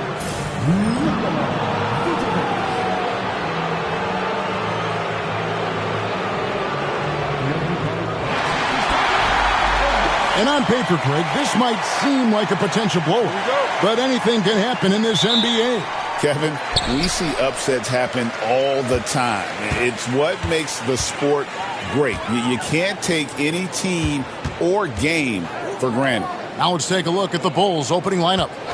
White is out there with Ball, and it's Vucevic. Then it's Josh Giddey, and it's Buzelis in at the 4. Giddey the pass to Vucevic. Can't connect from short range. Here's Williams. Hangs in midair and converts on the double clutch layup. Williams has got the first points up on the board here for the Thunder. Outside, White. From downtown, it's rebounded by Oklahoma City. Outside, Dort. And about a minute gone here in the first quarter. Here's Gilgeous-Alexander. And Gilgeous-Alexander throws it down. And watch out for SGA going to the basket. He will put it on your head if you're not watching. Pass to Giddey. Vucevic a screen on Williams. Here's Giddey. Rebound by Williams. Well, they know he can finish at the rim, but the defense did just enough to force the miss. Here we are sizing up GA Jalen Williams, and his shooting has got to be his biggest strength. Absolutely. He's great at spacing the floor for his teammates with his catch-and-shoot abilities, but he's equally gifted shooting off the dribble. Pass to Dort. Doesn't go that time. White with the defensive effort. Time now to turn to our sideline reporter, David Aldridge. David. Thanks very much. I was able to talk with Mark Daigneault for a minute. Dealing with Lonzo Ball's playmaking was at the front of his mind. He told me Lonzo's a tremendous decision maker, so we've got to be quick to close off the passing lanes. We can't let him create easy baskets. The goal is to keep Ball's impact as a playmaker down to a minimum. Guys, back to you. Thank you, David. Now here's Giddey, trying to claw his way back after a terrible showing in that loss to Dallas. Buzelis' shot is good. And once he got to the 10, I think he was surprised to find himself that wide open. Once he gets in deep on the defense, there is no way he's missing a layup like that. Ball against Gilgeous-Alexander. Hartenstein passes to Dort. Oklahoma City moving it around. And it's Gilgeous-Alexander missing. Pass to White.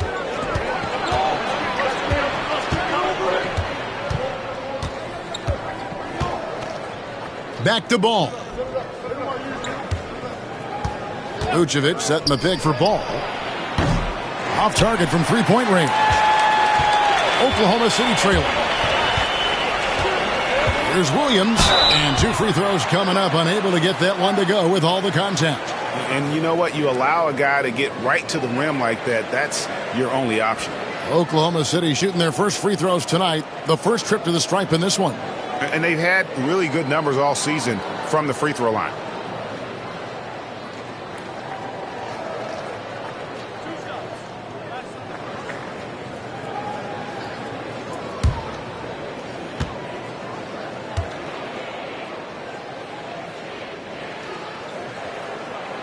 He misses the free throw. So, Stan, let me take you back to the 95-96 NBA season. It was your first year as an NBA assistant. And, of course, the Bulls winning 72 games in that season. Unbelievable. They were incredible, but one of my great memories in that season, the day of the trade deadline, we sent out 5 guys, brought in 5 new guys. We had to play the Bulls that night. Only one of those players made it in. We had only 8 guys available, some guys who had hardly played for us. Rex Chapman had an unbelievable game, and we beat Michael Jordan's Bulls on that night. Oh, what a great story. And here's a look at some numbers for Kobe White. And, guys, how about the surge of offense he's experiencing right now? These last 5 games, he's been a machine at the offensive end. A different scorer than he had been earlier in the season. We'll find out if he can keep it going here tonight. Now, that's a high percentage look when the D doesn't fight over the screen. Yeah, it's certainly worth it to disrupt the offense. Coaches notice that extra effort. Now here's Williams. His last outing, he had 18 points. Holmgren can't hit. Ball surveying the defense. Pass to Giddey. A three-pointer off the mark. Thunder trailing by 3. Here's Gilgeous-Alexander. And the dunk by Gilgeous-Alexander. And moving with such speed, the quickness of SGA's drives, something to admire. White finds Smith. White setting the pick for Smith. And it's off from three-point range.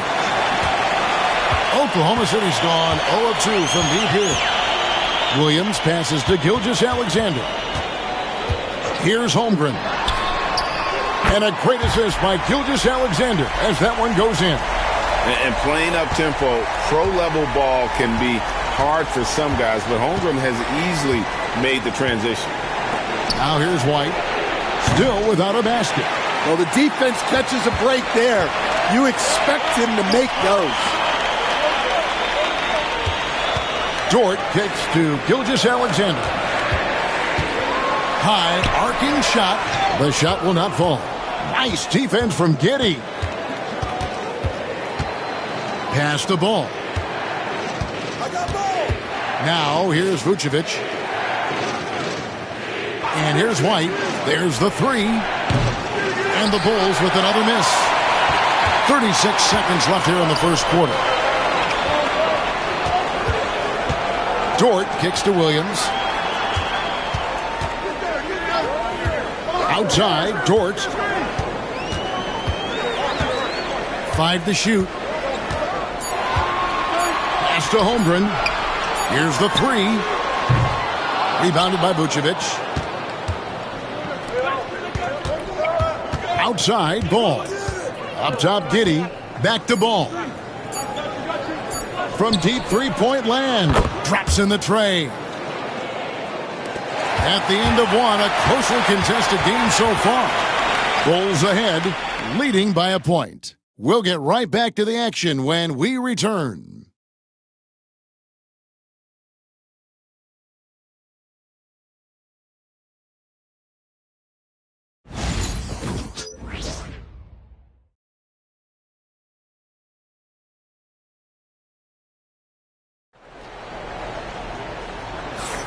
Some good action already in this one, but a fairly even matchup after the first quarter of play. All right, we'll take a look now at how the points have been generated so far. A scoring breakdown for Chicago. Well, the thing about hitting early threes, it spaces the floor and makes things a lot easier offensively. And I also have to bring up their passing game. They've been moving the ball with great precision so far and creating great looks for their teammates.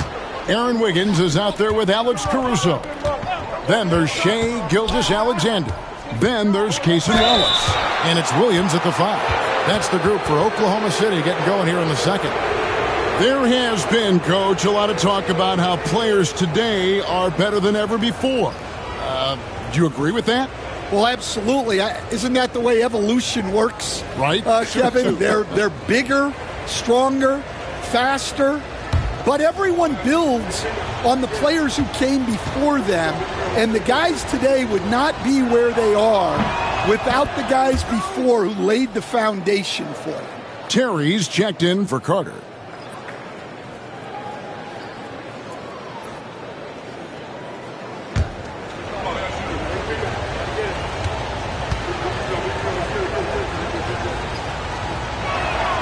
And Herter drops them both.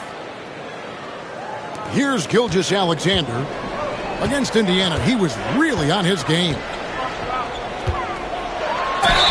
And the bucket is good. Three-point play chance here for him.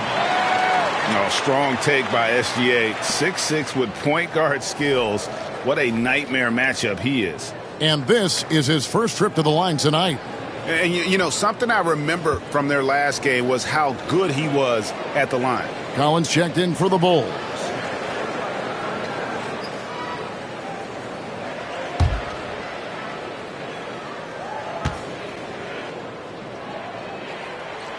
And this guy just does everything. Scores, passes, good rebounder. Just an all-around terrific basketball player. Now here's Williams.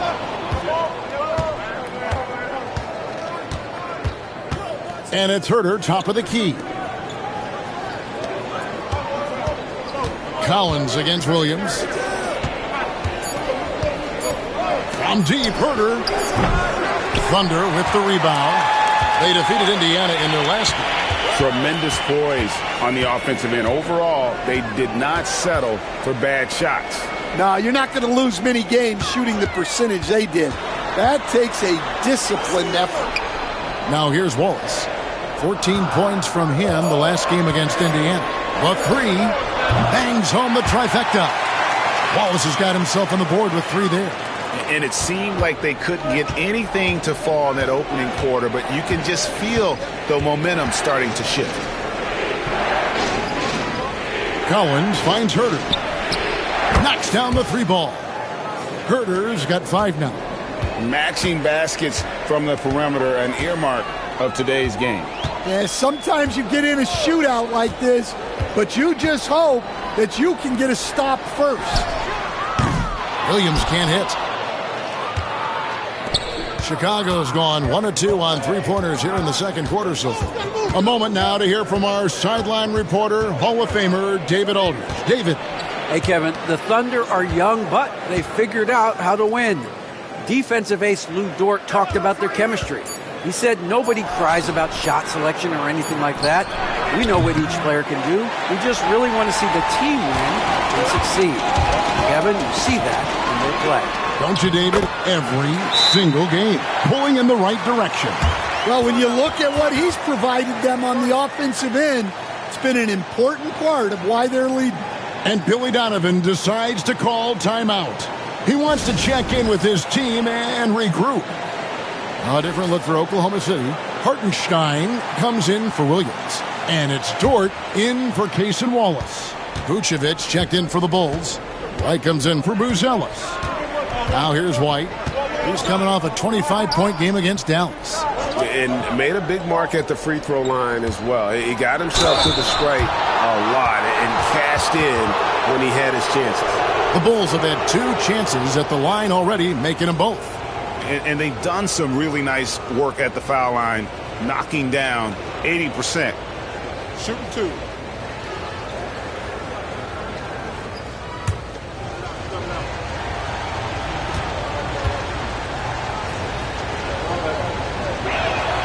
The first one falls. And he didn't go to the line once in the first half.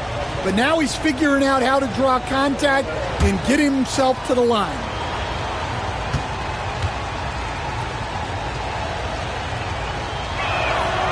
And so he's able to get 1 of 2. For Oklahoma City, they've gone 3 of 4 from the floor here in the second quarter. And the basket by Gilgeous-Alexander. And he had a good look, and Gilgeous-Alexander made it pay off.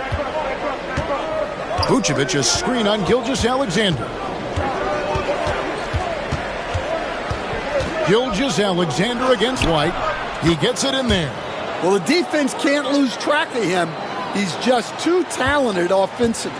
You know, Stan, it is great to see Kobe White put it all together. It sure is, Kevin. This guy hung in there with a great attitude, even when he wasn't playing as much as he wanted to. He's still growing as a player, knocking down shots. His confidence is sky high. His approach will take him a long way. I got to believe as a coach, that is incredibly satisfying to have that kind of play. Yeah, it really is when you have a guy like that and he just keeps getting better. And that one's good, Caruso. Yeah, that's great recognition by Alex Caruso. Saw the turnover and sped ahead of the defense for the score. Now here's White. Looking at the numbers, he's averaging about 20.5 points a game. No good on the 3. And Gilgeous-Alexander's got the ball here for the Oklahoma City Thunder. 3-point lead. Dort passes to Gilgeous-Alexander. Shoots over White. Rebounded by Vucevic. Well, that wasn't a bad shot. Defense playing a little loose there. Sometimes it just doesn't go in. Pass to White. Vucevic with it. Now Herter. Thunder with the rebound. Hartenstein's got 5 rebounds tonight. Dort wide open. Wiggins kicks to Dort. Gilgeous-Alexander looking around. And contact on the shot, so he'll be shooting free throws here. And able to get himself to the line. SGA so crafty inside there to get the contact. Oklahoma City shooting their 4th and 5th attempts at the free throw line tonight.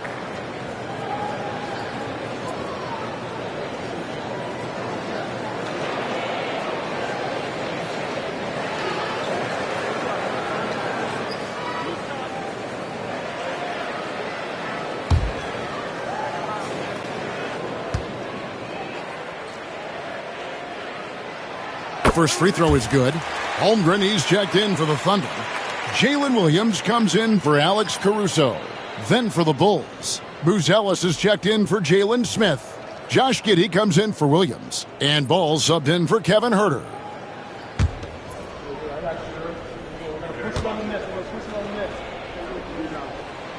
Gilgeous-Alexander hits them both. Yeah, great effort tonight, and he's been rewarded with trips to the line. They've been struggling here on offense. Yeah, a bit of a dry spell for sure. And Billy Donovan decides to call timeout. He's made the decision. He wants to huddle up with his guys. Wallace is checked in for Gilgeous-Alexander. On defense, the Thunder. 5-point lead, the biggest of the game. Bulls moving the ball around. Giddey finds Vucevic. Back to Giddey. Just 4 to shoot. For the 3. The Thunder pull it in.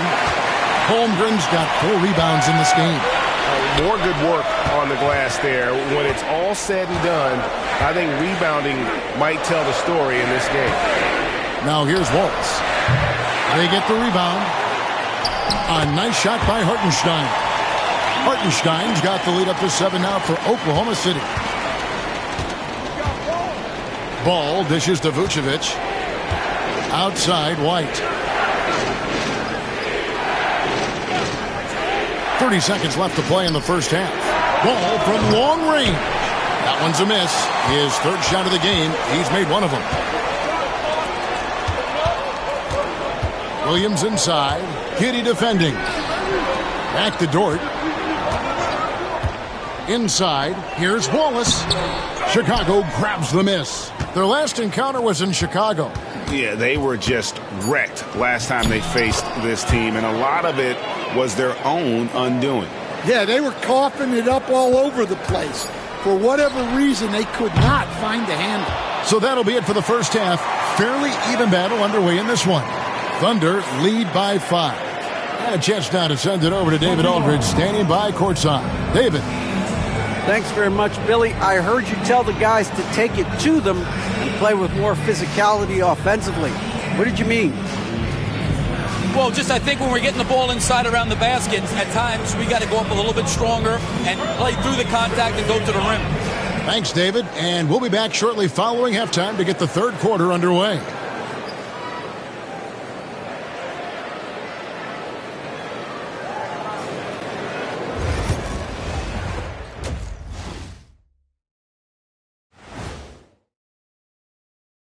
Thanks for joining us, everyone. Let's first take a gander at the rest of the NBA schedule for the night and what's in store. It'll be the Sacramento Kings up against the Pacers in Indianapolis. Tip-off is 7 p.m. Eastern Time. This is going to be either a lopsided game or a terrific upset. And now let's discuss this game. Talk about a strong start for the Oklahoma City Thunder. I know my partner here appreciates the brute force, especially on the glass, right, Shaq? And they're in a good spot because of it. They've shown great toughness, and they've been very quick to the ball.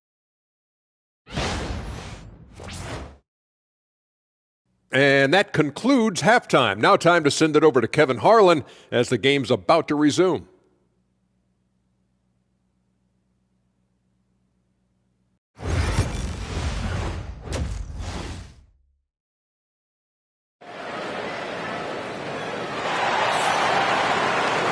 We've got second half action for you, and if the next couple quarters are similar to the first, this one could go down to the last possession. You know, Shai Gilgeous-Alexander has been exceptional here tonight, guys. Definitely been challenging the defense here early on, not settling for anything outside. Well, I just love his fearlessness so far. He's charging inside like no one can stop him.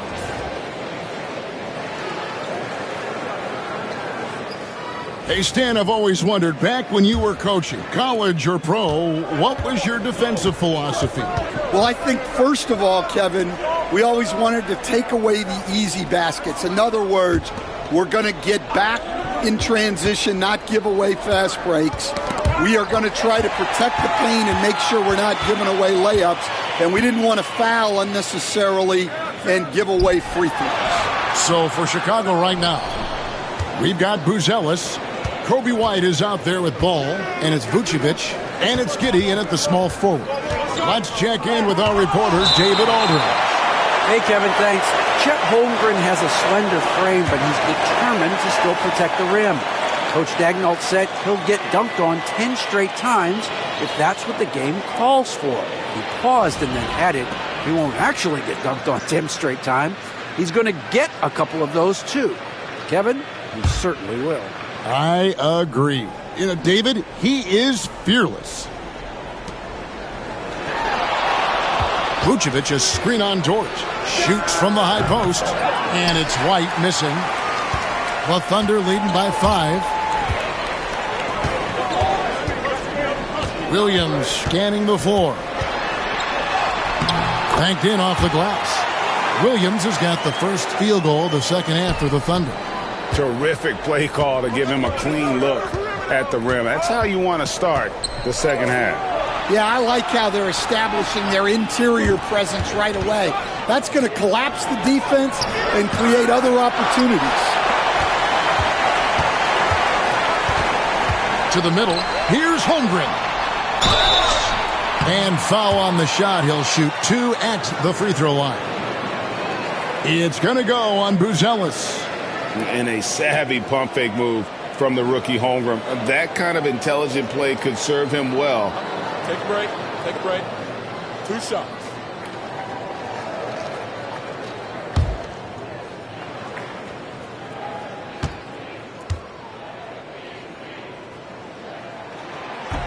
That one is off. And something to like about Holmgren is his ability to run the floor. A 7-footer who can get up the court in a hurry and get to the rim before the D gets set.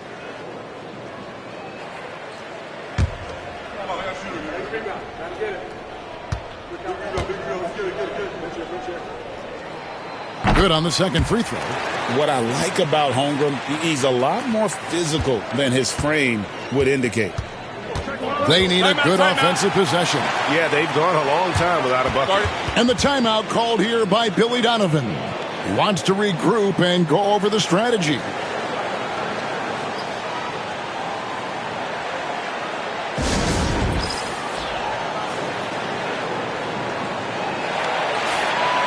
Now let's check out and highlight the best defenses in the NBA. Second, the Thunder. This is a team that takes pride on the defensive side of the floor. I mean, they play hard and they play together. They are a tough group to score on.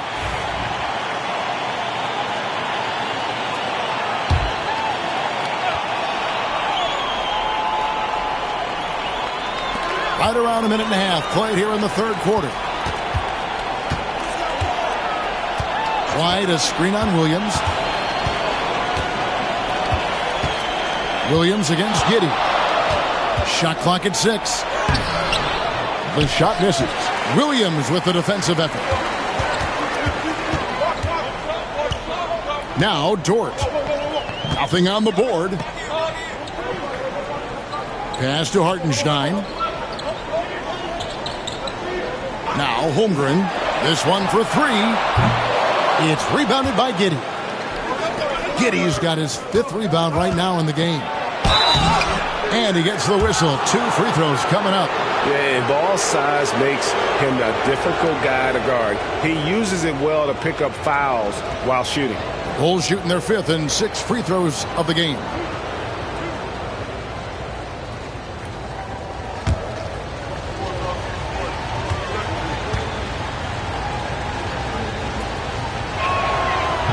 That free throw, no good.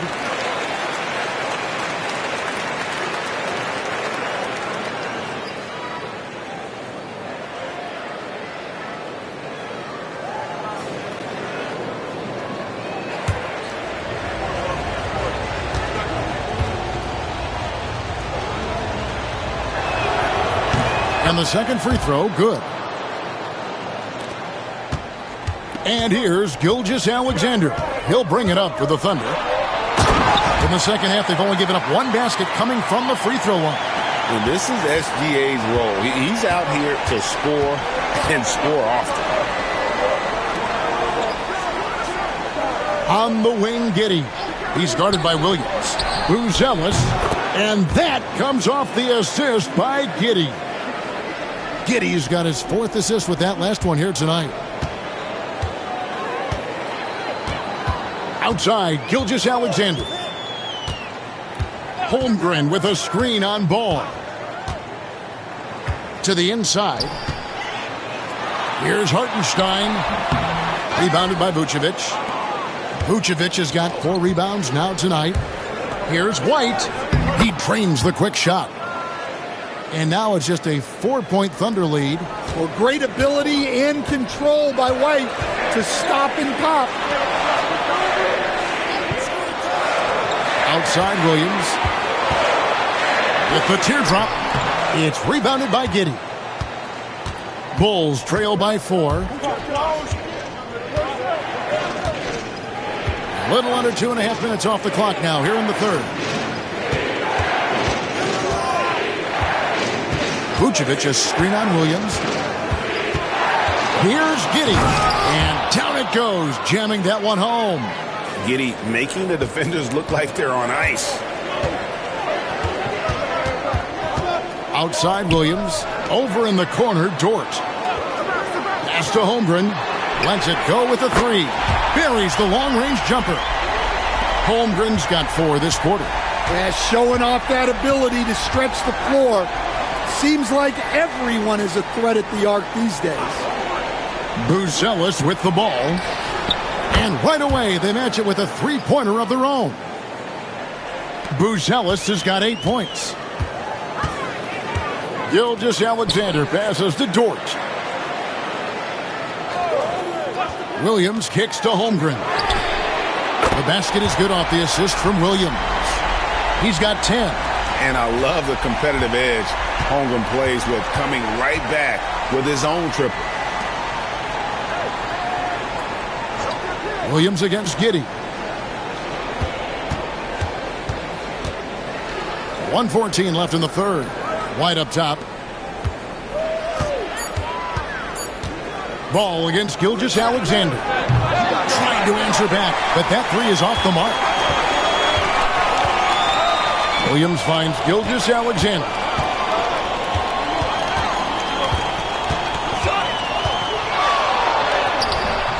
It's rebounded by Giddey.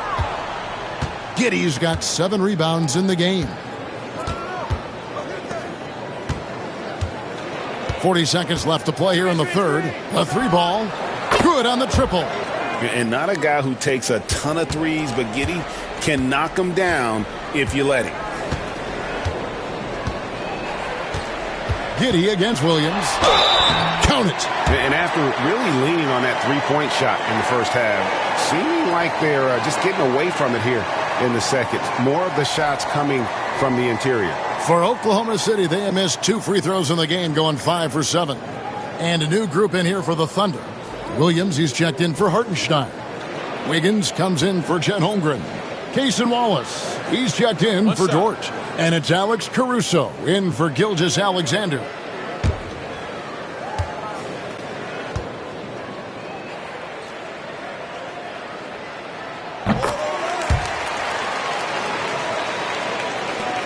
.26 seconds left here in the third quarter. Here's Herter. He has 6.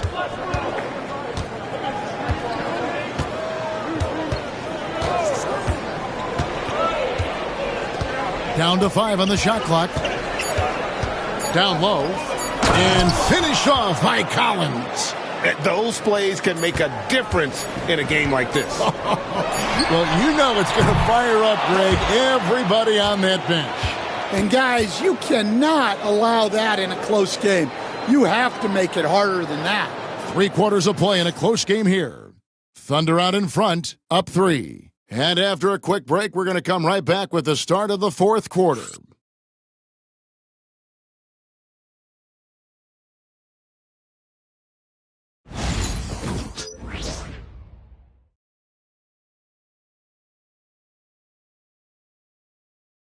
And a quick look now at the State Farm assist of the game.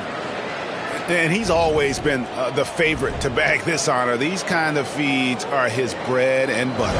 Well, he's a consummate floor general, surveying the defense and delivering the pass on time and on target. We've reached the fourth quarter, and what has been a very competitive game should be an exciting finish. Wiggins is out there with Williams. Then there's Cason Wallace. Then there's Shai Gilgeous-Alexander. And it's Caruso in at the 3. That's the lineup out there for the Thunder. You know what? They're winning, though, despite the fact that he has just been really off. Herter with it. Now defended by Wiggins. Herter kicks to Carter. Collins setting the pick for Carter. No good. That would have tied it. Oklahoma City leading by 3. Here's Wallace, and the jam by Wallace. Yeah, those passing skills are just part of what makes Caruso a valuable piece. And Chicago shooting 39% from the floor. At their best. Herter passes to Carter. And he drives in. Pass to Smith. Herter with it. Williams, a screen on Wallace. And all around the rim that time before dropping in. And they've really gotten on track here in the second half. After that shaky start, the field goal percentage steadily climbing. They couldn't make anything in that first break. Williams sets a screen for Wallace. Again, Wallace missing. Yeah, he hasn't had the best night from the field, but his teammates have had his back. It's stolen by Gilgeous-Alexander. That's good. It's his 7th made basket in 14 tries. And an important part of every team's game, a look at the hustle stats for Oklahoma City. Well, all you can ask for is your guys to be really active on D, and they've been more than that tonight. Another place they've had the upper hand tonight is in transition. They've gotten a bunch of their points off the fast break. Clock at 6. Carter kicks to Smith. Chicago needs to get off a shot here. From deep, Herter. It's rebounded by Oklahoma City. Wiggins has got 4 rebounds now tonight. Here's Wallace into the lane. The D just kind of stepping aside and letting him get to the rim. There's a reason, GA. The lead is what it is right now. Well, that's too easy. As he says, let me add to my highlight reel. To the middle. Here's Carter, and it's blocked by Gilgeous-Alexander. And great read there by SGA. Knew the shot was coming and just trusted his instincts. Dort, he's checked in for the Thunder. And the Bulls making a change here as well. Phillips has checked in.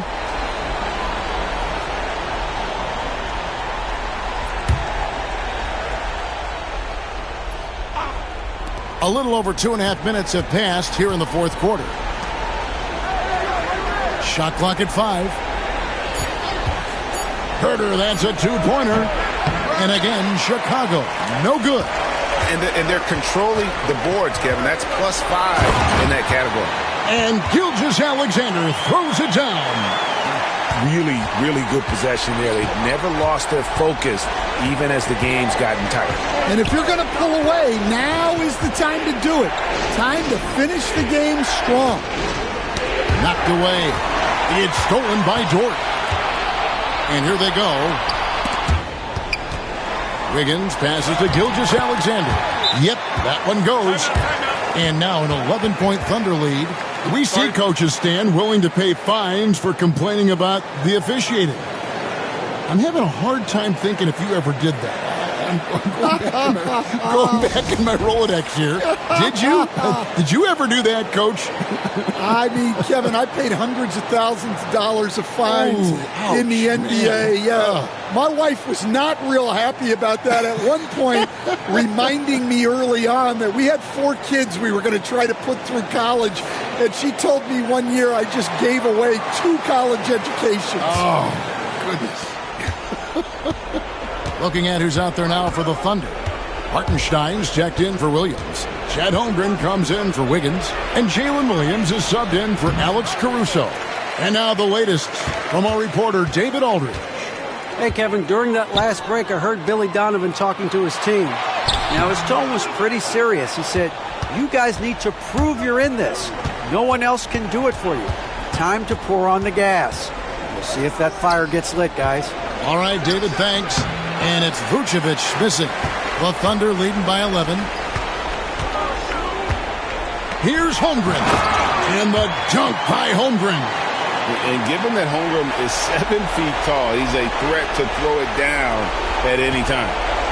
And here's Ball. He'll bring it up for the Bulls. Pass to Vucevic.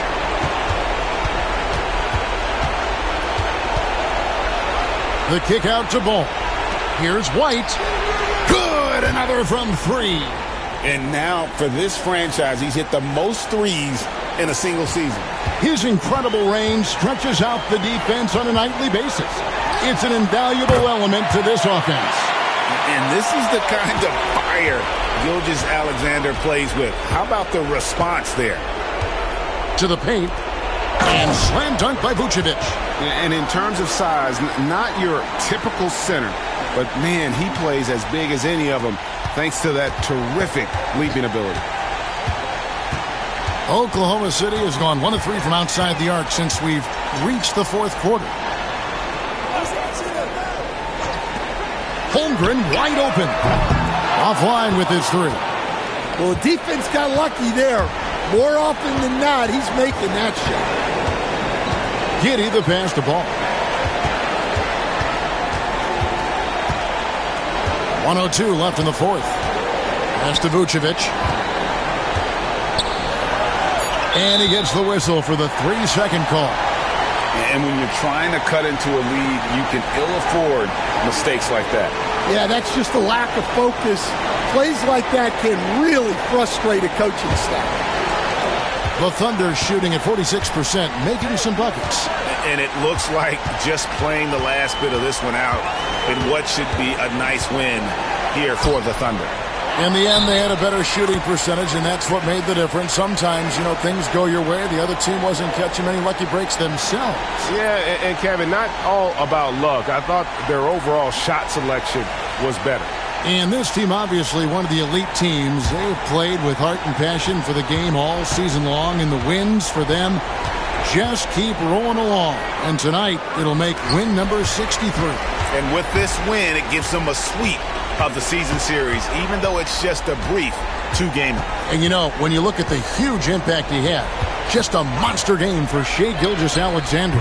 It was the kind of game for him that all scorers dream of, where the basket seemed as wide as a barrel. Smith for 3. And the Bulls with another miss.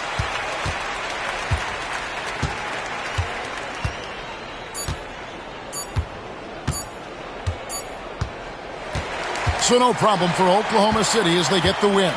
A confident win, and one where they clearly showed the greater effort. Yeah, I mean, it was a solid performance, particularly here at home. And I think they built off that edge of being here and play with just a little more confidence than their opponent. And that's going to do it tonight, folks, for our broadcast. So for Stan Van Gundy, Greg Anthony, and David Aldridge, I'm Kevin Harlan. Thanks for watching the NBA on 2K Sports. And as we leave you, let's take a look at our player of the game, Shai Gilgeous-Alexander.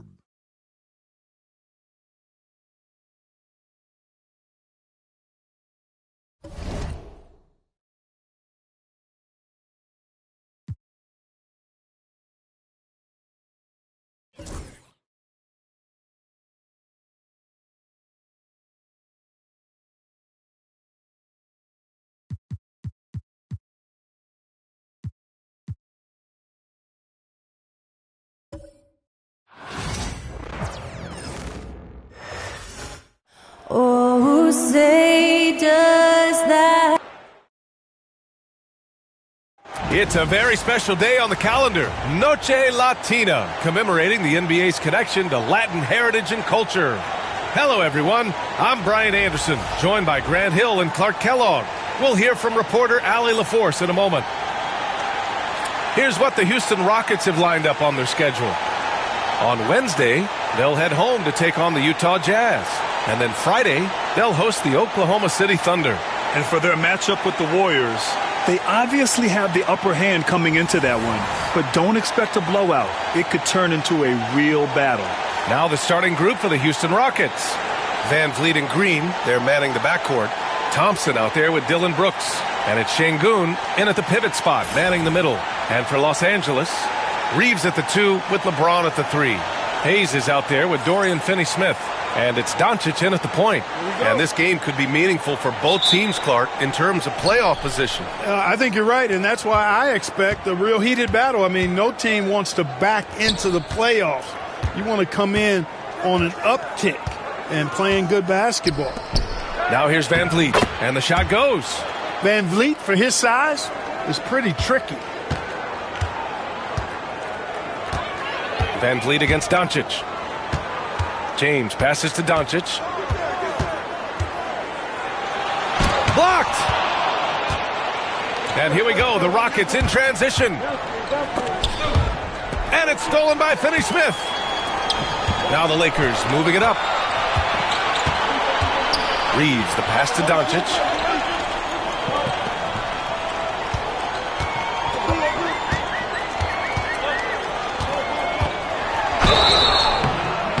And he was fouled while in the act of shooting, so he'll take 2 free throws. It goes on Fred Van Vliet. Look at Luka playing hard, which is always the way he goes. Hits a foul, but keeps pushing and takes his shot, playing through contact. Take a break. Take a break. 2 shots.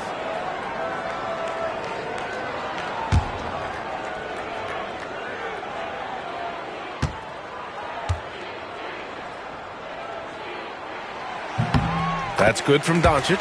And when you look at the Lakers, a lot has happened since their championship run in 2020, Clark. Yeah, it really has, BA, and I think some of it you have to attribute it to a significant amount of roster turnover.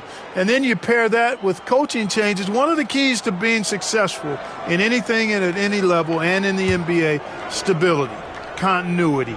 You've got to have it with your executive management team, coaches, and players. And they've not had that, so the consistency has been hard to find. And Grant, you look at the Rockets' additions over the last year or two. There's an emphasis on toughness. Yeah, toughness, both physical and mental. Those are the kinds of veterans they've brought in. And that extends, of course, to the coaching staff, too. Now here's Van Vliet. He chipped in with 13 points in his last game. Here's James. And he buries his first look. He just brings a great feel for the game at the offensive end. And here's Thompson. He'll bring it up for Houston. Last time they met was in Houston. They really scrapped out a win last time. Foul trouble on the other side helped them immensely. You know, whether it was their smart play or a few whistles that perhaps could have gone either way, when games are tight, every decision becomes more magnified. Now here's Doncic. A 29-point game for him in the win against the Grizzlies in Memphis. And on top of everything else, he did a great job of helping control the boards at both ends. Green with the ball. He's marked by Finney-Smith. And it's Green missing. Pass to Doncic.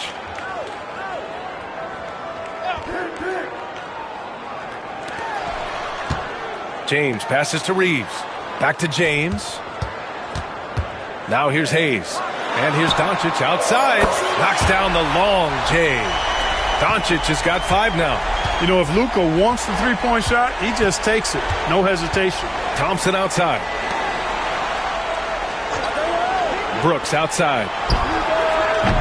The Rockets with another miss. It's hard not to want payback when you give up a 3 at the other end, but it can force you to rush things. Doncic with the bucket. He's got 7. Luka, combination of finesse and bully ball in there that time. Van Vliet, the pass to Şengün. To snap the cold streak. Rebounded by the Lakers. Just 1 for 5. Not the start they were looking for. Obviously, there's still plenty of time to get on track. And from the sideline, let's catch up with Allie. BA, Fred Van Vliet said, I've been a leader on pretty much every team that I've ever played for. I'm a leader in life. It's just something you either have or you don't. Something you got to work at. Some guys will gravitate towards it and some won't. Brian, is it that simple? Well, I think most of his teammates value what he has to say, for sure. And we've got a timeout called by Ime Udoka. He's going to talk it over with his guys. And Los Angeles making a change here. Vanderbilt's checked in. A moment here to see the numbers for the last handful of seasons for LeBron James. And his effective field goal percentage isn't in the best place right now. Over the last 5 games, he hasn't had much shot discipline.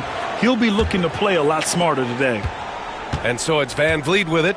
He brings it up for Houston. 9-point game. Their last game, a win against the Suns. Looking to carry it into this one. You have to respect their ability to stay consistent away from home. keeping their cool and making quality shots. Well, efficiency is critical, and I love how they ran their offense and got quality shots out of their sets. James, a good look. Rebounded by Green. And unlike some other guys, missing a wide-open look won't hurt his confidence at all. Clark, what catches your eye about Jalen Green at a fundamental level? Well, it starts with his pure explosiveness. That just jumps out at anybody because he's jumping over everybody, okay? The way he can get up and down the floor and hang and lift, that's what stands out, his athleticism. And he's actually rounding off some of the rough edges in his game that makes him kind of scary as we go forward. Now here's Doncic. He has 7. Vanderbilt finds Hayes. 5 to shoot. Here's James from the arc. And that one's good. That makes him 2 for 3.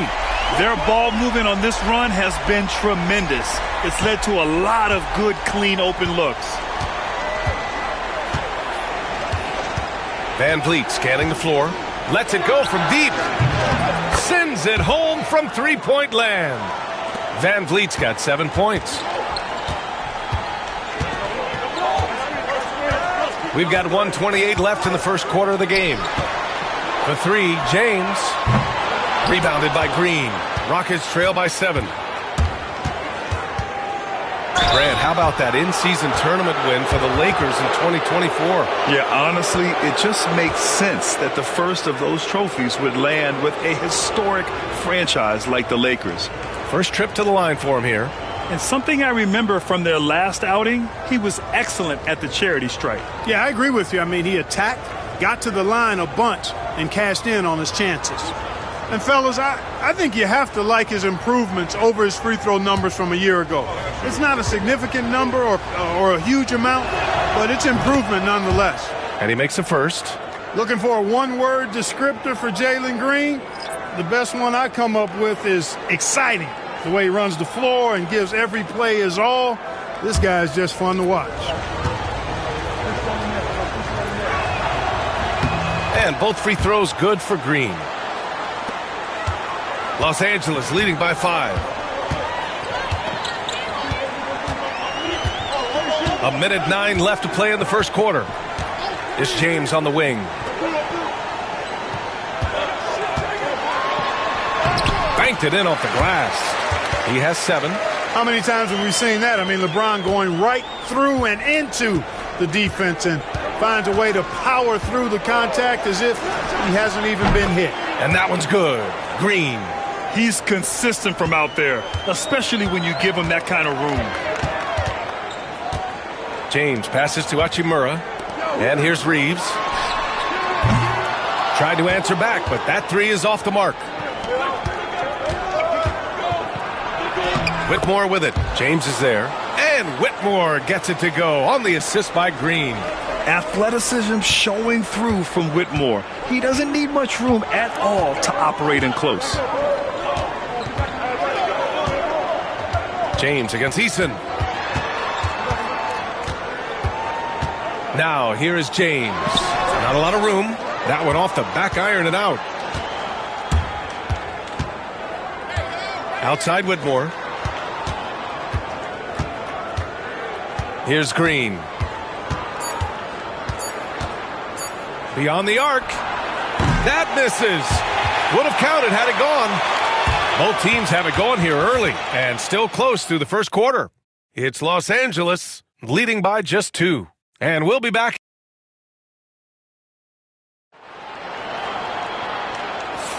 And some good action in the books as we get back to a game that's been pretty close so far here.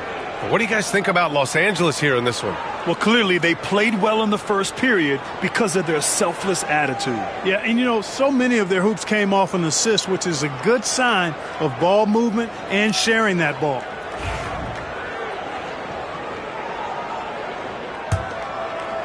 So it's the Lakers now.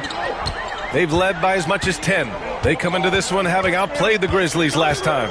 They were so consistent from the three-point range in that one, and that's a nice weapon to have as a visiting team. Yeah, you know, the defense had no answer for them. To do that kind of damage on the road, impressive. So the Houston 5 right now. Smith and Şengün play together in the front court. Aaron Holiday out there with Cam Whitmore. And it's Eason in at the 3, the small forward. Well, Grant, when the money's on the line, the mid-range is still a big part of the elite player's game. You're right, B.A. And really, it comes down to touch, obviously. And size certainly helps. And then the savvy and balance to create that space. Hachimura really thrives in that mid-range area. Quarter number 2 and about a minute in. Pass to Whitmore. 4-3. And they'll get another chance. Smith with a screen on Reeves. Here's Whitmore outside. Vanderbilt pulls it in. The Lakers in the lead. Vincent outside.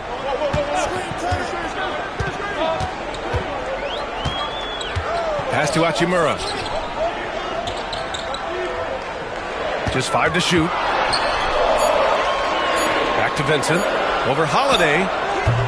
Vincent can't hit. Hey, sometimes the best looks don't equate to points. On the wing, Whitmore. He's covered by Reeves. To the paint. Oh, the dunk by Smith. Yeah, what an athlete Smith is. Excellent at rising up to punch it home. And the third pick in 2022, Jabari Smith Jr. He struggled at times in his rookie season. But Clark, he's making some major strides now. You know, B.A., you've heard me and others say this, but every player runs their own race. Everybody's development journey is their own, to own and to run. Sometimes it just takes a little while longer for guys to adjust at this level. But I tell you one thing about that young man, the progress he made lets you know he's got what it takes to one day be an all-star in this league. And we've got a timeout called by J.J. Redick. We might see him looking to make some tweaks to the strategy here. Houston making some changes. Thompson comes in for Whitmore, and Van Vliet is subbed in for Holiday.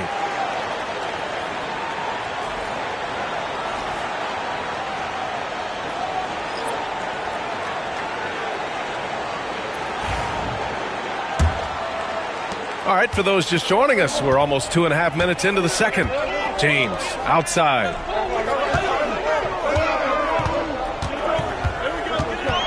James double teamed from deep. Reeves gets the 3 to fall. Reeves has got 5 now. Reeves can make you pay from deep, especially if you allow him to get comfortable and set. Thompson passes to Eason. Back to Thompson. Smith finds Thompson. 6 on the shot clock. Fires the 3. Kept alive by Houston. Eason pass to Thompson. Now Smith. Come get it, come get it. Just 5 on the clock. Here's the 3. Rebounded by the Lakers. Finney Smith's got 4 rebounds now. Hey, he's one of the best on the offensive glass, so you got to get a body on Şengün. James passes to Milton. James, a screen on Van Vliet. On the wing, Finney Smith. Oh, it's stolen by Eason. And just over 3.5 minutes played here in the second quarter. Şengün passes to Eason. He buries it from 3. And the Rockets lead by 2. Good job by Şengün finding the open man. It's what great centers do. A chance here to catch up with Ali from the sideline. Hey, BA, well, the Rockets got a lot more organized with Coach Ime Udoka and their veteran additions, including point guard Fred Van Vliet, who said it's just having that poise and presence to slow things down and get guys where they need to be. Rein it in, get some structure, and maximize these guys' potential. BA?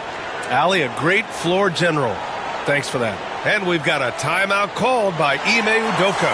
He's going to gather the troops and talk it over. And the Lakers with some changes. Hachimura's checked in for Vanderbilt. Goodwin comes in for Reeves. And Luka Doncic subbed in for Milton. Brooks, he's checked in for the Rockets. Jalen Green comes in for Alperen Şengün. Doncic against Van Vliet. Back to Smith. Clock at 6. Tries the 9-footer. Doncic with a block. How about the D from Doncic? These guys appreciate when he gives that kind of effort at the defensive end. For three. Smith with the rebound. Smith's got 4 rebounds in the game. Van Vliet outside. Smith with a screen on Doncic. And here's Van Vliet from the arc. Counted from distance. Van Vliet's got 10 points in the game. Just another day doing what he does. Van Vliet lines it up and drills it. Doncic outside. Switch. Inside. James, a freight train coming. I like the play call. Very solid, making perfect use of the pick to get a great look. The Rockets have gotten 6 of their 12 attempts to go since the end of the first. Van Vliet, the pass to Smith.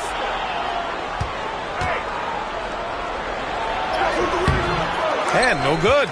So far this quarter, he's been out of sync and might be pressing right now. James finds Hachimura. Can't hit. 1 for 2 now. Houston has gone 2 of 6 from distance here in the second quarter. Shot clock and game clock separated by less than 6 seconds. Smith with a screen on James. Pass to Brooks. The layup misses. Here's Goodwin. Luka! Get off me! Getting enough shots in close to play inside out. And so a close game as we wrap up the first half of play. It's Los Angeles. They're up by 2. And we'll be back right after this.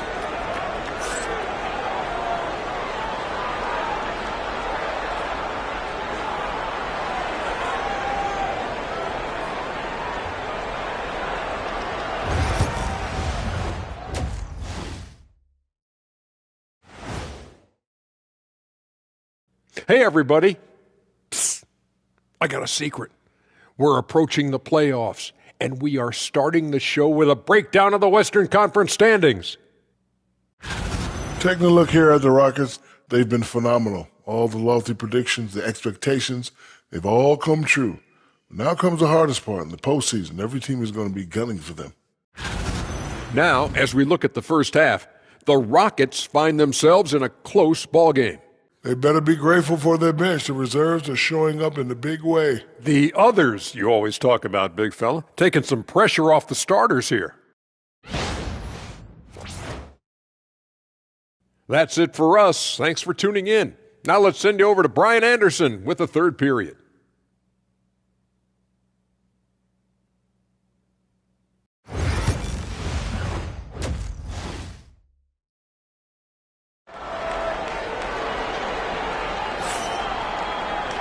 And as we get into this third quarter, as we've seen so far, neither team able to create much separation on the scoreboard. Man, one guy's been getting it done, Fred Van Vliet. You just love his patience offensively in the first half. Waited until he got the looks he wanted. Well, you know what, guys? It was all about efficient offense, not rushing things, taking your time, finding the best shot on every possession.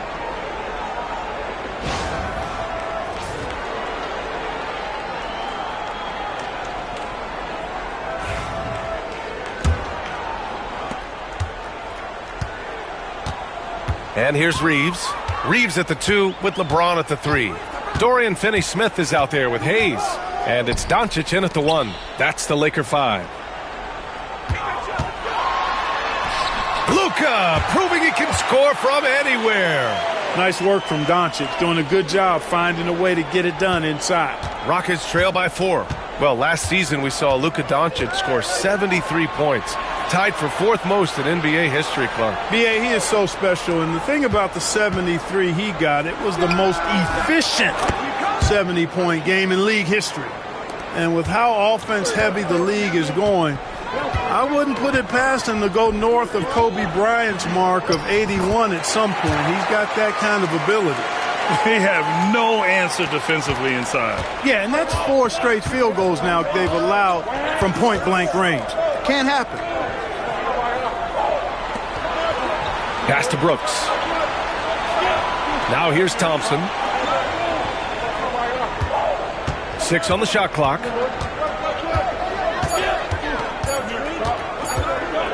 From behind the arc. It's rebounded by Los Angeles.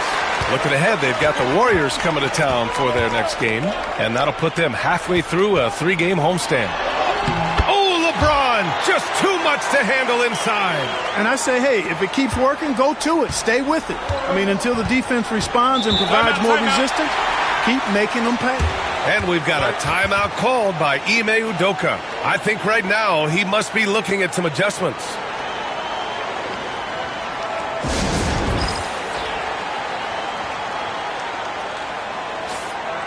And let's quickly glance at who in this year's rookie class is leading their group in blocks this season. 5th, Amin Thompson. Blocking ability like his is very coveted in the league, and he shows no fear clashing at the rim against experienced finishers. Well, he does such a good job of positioning himself, so you have a hard time getting shots over it. One of the best of all rookies denying the rim. Over a minute and a half now into this third quarter action. Outside, Green. Şengün, a screen on Reeves. Green. Houston with another miss. Probably not the shot they had in mind, but you can't fault him. He had a clean look. And there's Reeves. That one's good on the assist from Doncic. Doncic has got 4 assists now tonight. And so it's Houston with it. Trailing by 8. Thompson right side. Green finds Brooks. They get it back. Şengün. Some solid defense from Hayes. Trying to get it going. Only 1 for 5 to start the second half. To the middle. Here's Doncic. Whoa! Luka magic! Did you guys see that from Luka? My goodness, some extra sauce there. Just an awesome display of athleticism on our AT&T 5G Slam Cam. Well, we're into the third quarter, just over 2.5 minutes played. Trying to find a spark here. Yes, indeed. A rough stretch offensively. They could really use a basket. Van Vliet, the pass to Green. And that time also a missed shot. Los Angeles leading by 10. Pass to Finney-Smith. Back to James. Over Green. James can't get it to go. And so Thompson will bring it up for the Rockets. Brooks outside. Back to Thompson. Şengün, a screen on Doncic. 5 on the clock. Nails it from beyond the arc. And this is big for Thompson's confidence. He needs to keep hitting from downtown. Reeves, the pass to Doncic. Reeves with a screen on Van Vliet. And here's Doncic outside. Thompson pulls it in. And the defense got away with one there. I mean, that's the shot he typically makes. Now Van Vliet. 12 points for him.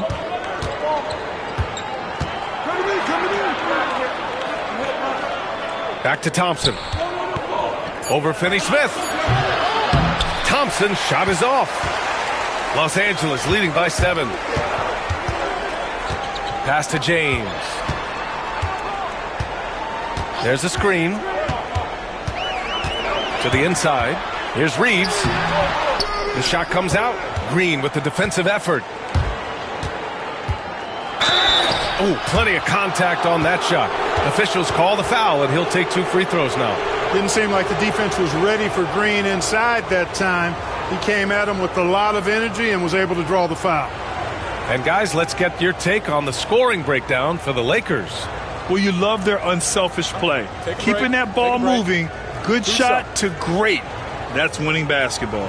How great have they been? I mean, shooting the ball from outside the arc, they have absolutely been lights out. The first free throw is good. Vanderbilt's checked in for Finney-Smith.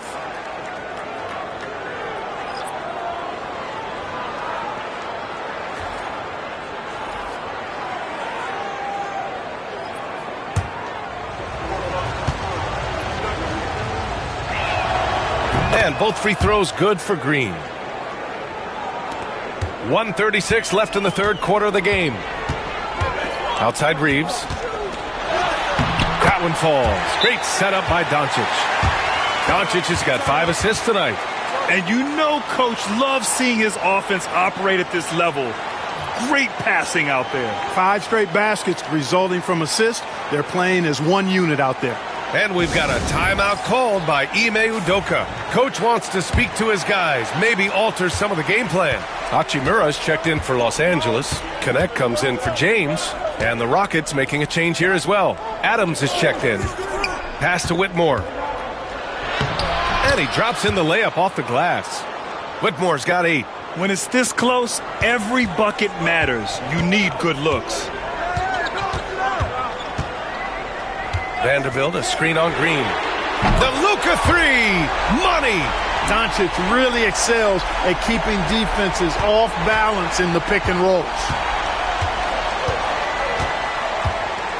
Now here's Whitmore. He's covered by Reeves. The basket drops, and he gets fouled on the shot. 1 free throw coming his way. So we'll see Cam Whitmore go to the line here. Austin Reeves picks one up. Houston shooting their 5th attempt at the line in the game. The Lakers making a switch here. Vincent's checked in. One shot.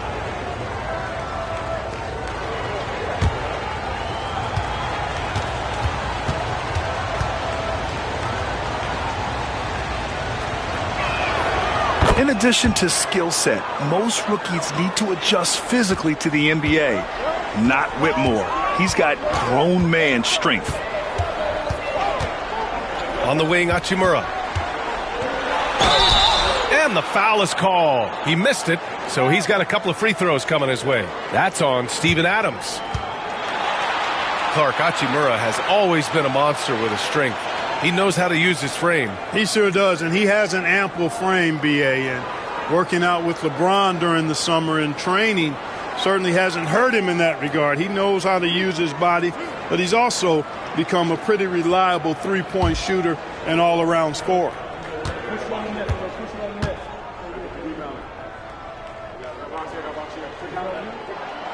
The first one falls. A native of Japan, Hachimura continues to demonstrate why he was a lottery pick in 2019.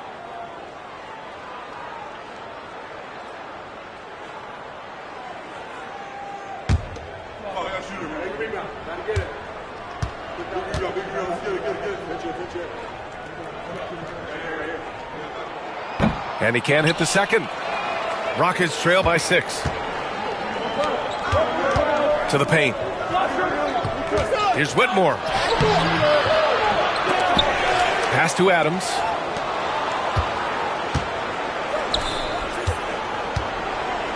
Shot clock at 6.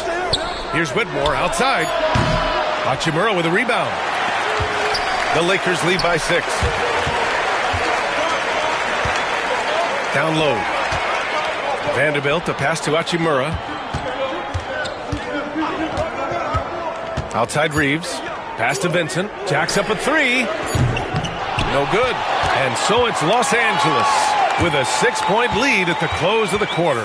And their defense has stood out, wreaking havoc for the opposition. More NBA on 2K Sports right after this.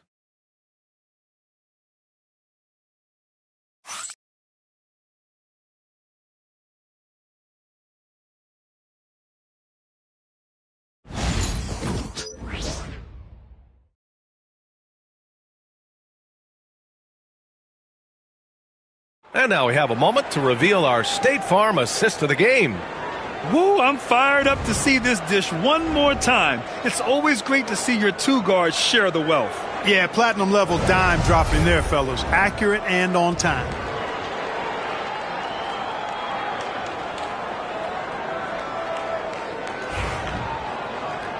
And with these teams locked in a very close contest, this fourth quarter promises to be a good one. Taking a look at the Rockets. Smith and Şengün play together in the front court. Cam Whitmore out there with Aaron Holiday. And it's Eason in at the 3. James deciding where to go with it. And here's Connect outside. The Rockets pull it in. Şengün's got 5 rebounds tonight. Rockets trail by 6. Outside Whitmore. The 3, Smith. It's rebounded by Los Angeles. And, you know, even though that shot didn't go down, I like how they got him a wide-open look in space there. And James gets it to go. LeBron's skill level is so great. I mean, that mid-range is not his go-to, but he can do it all, so it looks like it's part of his go-to. Left side Eason launches a three, hits the trifecta. This has been a close game in a lot of ways, but they do have an edge on the boards. We've seen it time and time again in games. Effort and determination on the glass can make up for a lot of other weaknesses. Here's James. It's hauled in by Houston. Şengün's got 6 rebounds now in the game. Fourth quarter now. We're about a minute and a half in. Now here's Whitmore. And look at Smith making the heads-up play, rolling into open position right on cue. Outside Finney-Smith. And we're about 2 minutes into the fourth here. The floater. Oh, and he got fouled on his way up. He'll head to the line to shoot 2.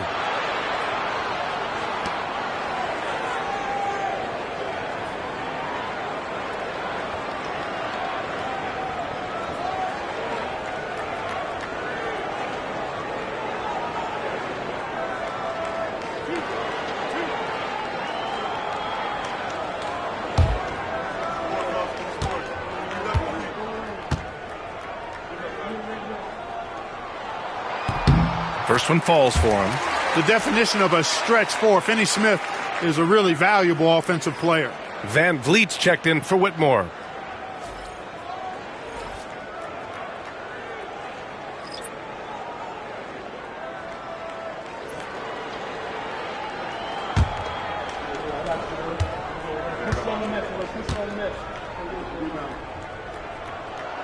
That one falls, so he hits both of them. Moving along, 2 minutes gone in the fourth. Now here's Van Vliet.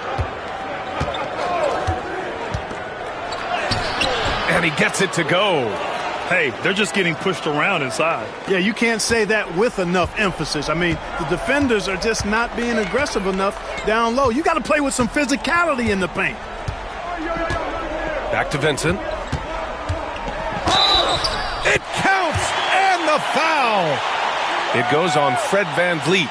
I mean, that was just terrific work to stay in control and finish. Yeah, we call that playing through the whistle. You know, he didn't give up on it when he heard the whistle. He kept his focus, his concentration, and he found a way to get the shot up and down. Luka Doncic is checked in for Goodwin.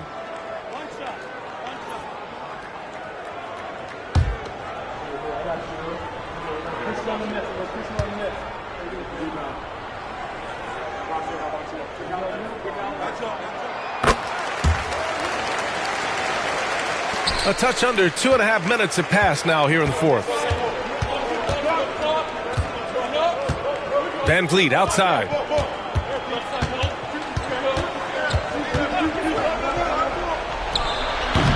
Şengün. Oh, he hangs in there and cashes in on the second chance points.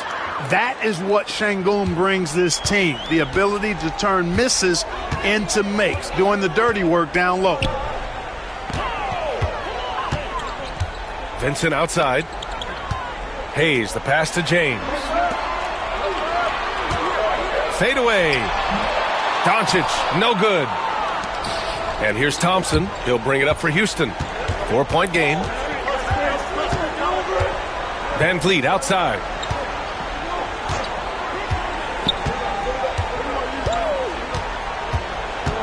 Six to shoot. Three-pointer. James with the rebound. James has got rebound number 5 here tonight. Defense better watch out. They better be alert because this guy can make threes, as we saw in the first half. Pass to Doncic. The 3 ball. Thompson pulls it in. Rockets trail by 4. Brooks outside. Van Vliet with it. Van Vliet missing again. Tough miss, especially since the defense wasn't that strong. I mean, he needs to cash in from there. And it's good. Off the back of the rim and in. James has got 4 points in the quarter. He's so good at creating his own shot. He's just got an endless supply of moves. LeBron James. Yep, that one goes. And Van Vliet, no fear at all. I mean, he loves taking and making those big-time shots. And we've got a timeout call by J.J. Redick. He wants to make sure they're purposeful with the game plan. Austin Reeves is checked in for Los Angeles. Gives us a chance to catch up with Allie LaForce. I was able to listen in on what J.J. Redick was going over with his team. He told them, no time to celebrate. The work is not finished. We've got to stick with it and keep growing what we've got here. Words of wisdom for his squad. Back to you. And Allie, thank you for that. Here's James. Screen by James. Here's Reeves. And once again, off the mark by Los Angeles. And here's Green from the arc. Doncic grabs the miss. Los Angeles leading by 4. A minute 15 left in the fourth quarter here. Finney Smith passes to Hayes. And here's Doncic outside. The Rockets pull it in. And he probably thought he was going to bury that one. Here's Thompson. Count it! And he's brought them within 2 points now. Great to see guys who don't back down under pressure. Cool, calm, collected, and confident in the biggest moment of the game. Yes. Get used to seeing this, folks.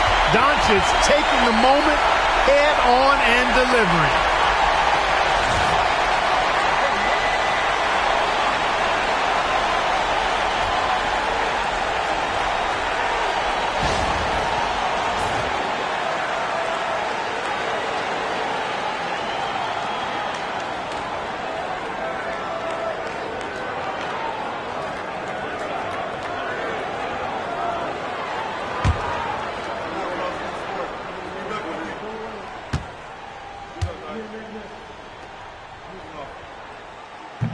The free throw off from Doncic. Houston has gone 1 for 5 shooting from the arc here in the fourth. He connects! Oh, what a sensational bucket! That brings him within 1. Van Vliet knows his team needs him to deliver much in the clutch. So all he does is dial up that intensity. Here's Doncic. Ooh, and he took a hard foul on the shot. So he'll head to the line to shoot a pair. And if you can't force the turnover on that play, then that's not a bad foul. Yeah, I agree with you there, but at least they did get the clock stopped. That is the one saving grace of that situation.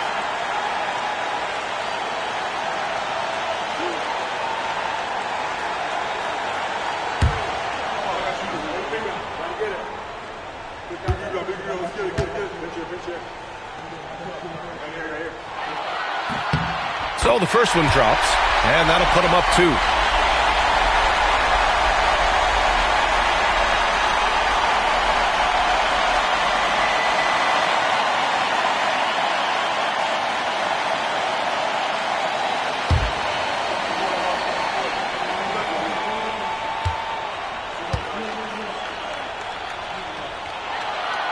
And so both free throws good, and it's a 3-point game.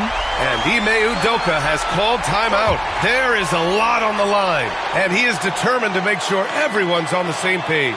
From a coaching perspective, what are the keys to focus on here? With the time left, I think they've got to be looking for a quick shot here.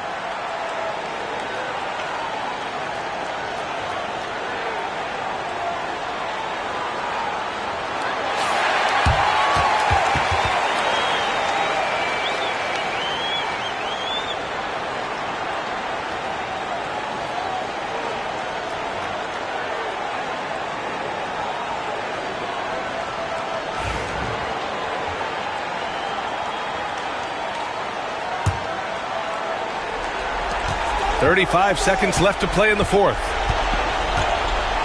Outside, Green. It falls! Oh, a tremendous 3! We're tied! Cold-blooded shot in the clutch. And a big moment right there from Jalen Green.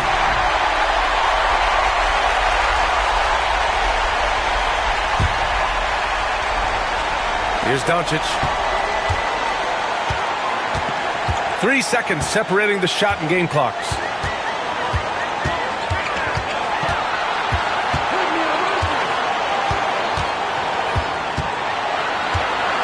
Here's Doncic on the drive. Good! No fear or hesitation in the eyes of Doncic. He loves the chance to take and make these big ones.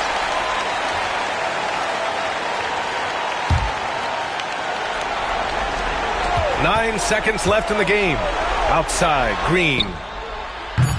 Misses the tray. And now an intentional foul. They need the ball back as soon as possible.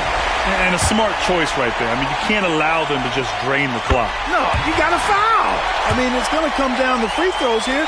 Foul right away. So he goes 2 for 2 at the line, and it's a 4-point ball game. Good composure from the line there. Those shots sealed. So it's a narrow victory for the Lakers, pulling it out for the W. Boy, they didn't make it easy on their fans or themselves, but at the end of the day, everyone on their side is happy. Yeah, happy indeed. The momentum shifted away from them a few times, especially early on, but give these guys credit for sticking with the game plan and finishing the job.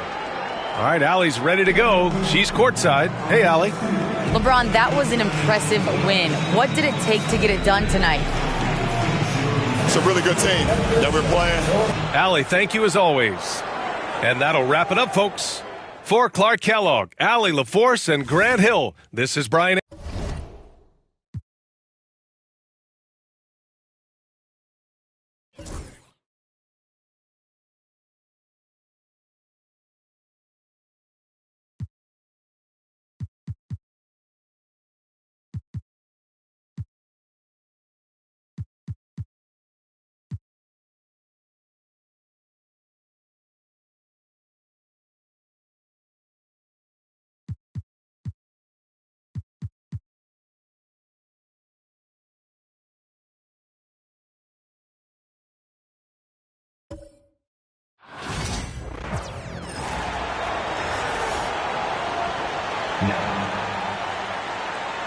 Here we are, Richard, coming down the final stretch here, and a lot left to play for. If your team is on the cusp, man, you are holding on tight.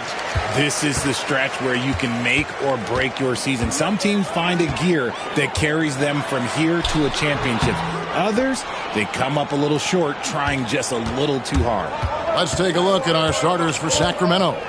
DeRozan and Murray slot in at the small and power forward. Monk is out there with Levine, and it's Valanciunas in at the center. And so here is Indiana. Zach LaVine unable to get his last shot to go. Halliburton inside the three-point line. He's now 1 for 2 with that bucket. Saw the defender closing, and Halliburton got it away in a hurry. Monk outside. Here's DeRozan, and the layup is good. Yeah, that's a good way to start the game. Nice inside bucket right there. Halliburton against Monk. Left side, Turner. Kicks it out to Siakam. From outside, off the mark. And they had some botched coverage that turned into no coverage. Valanciunas inside. He's against Turner. No good from Valanciunas. How did he break that one? He smoked it. Everything was set up for that to be an easy basket. Hey, Greg, one thing that the Kings have had work for them over the last few seasons is their depth. And have made some shrewd moves to fill out their bench. Got great contributions from their 6 through 10 players. It's been a big part of their recent success. Now, here's DeRozan following the miss by Pascal Siakam. And if you want to talk about liftoff, folks, he went right from the launching pad. Serious extended hang time there. Even at full speed, it looked like he was in slow motion. Just amazing. Here's Halliburton after the Kings pick up 2. Valanciunas grabs the board. And they're 1 of 5 to start this game. Just really haven't gotten into a flow offensively. Levine kicks to DeRozan.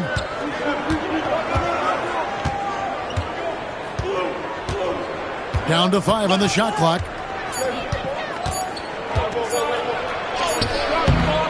Unable to get that one. Good D by Siakam.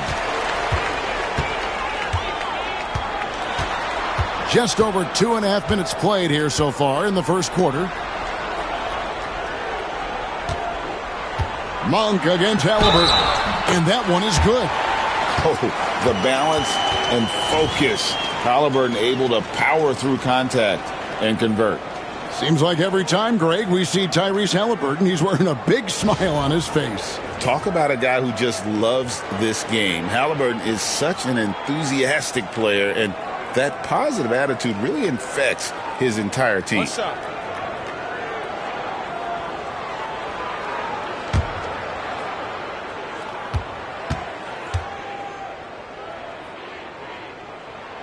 That's good from Halliburton.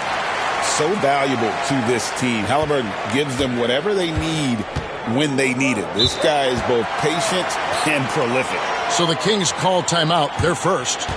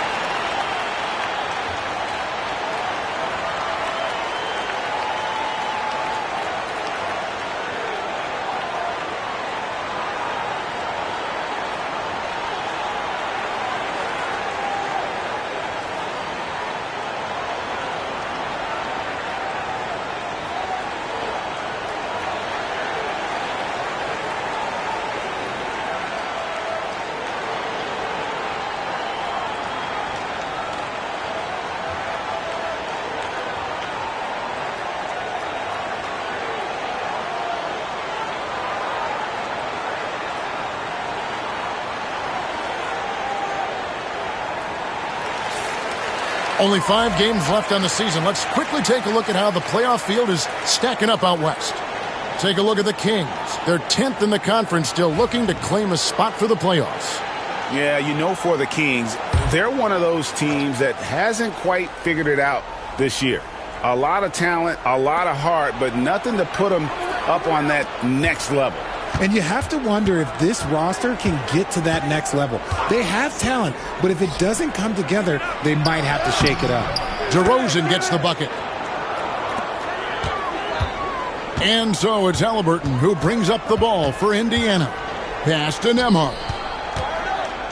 Siakam outside. Halliburton for 3. Score the basket, his third after 5 shots. His accuracy is on another level this quarter. Really high-quality shooting. Bean passes to Murray. Now, here's DeRozan. From outside the arc. The rebound by Turner. Indiana leading.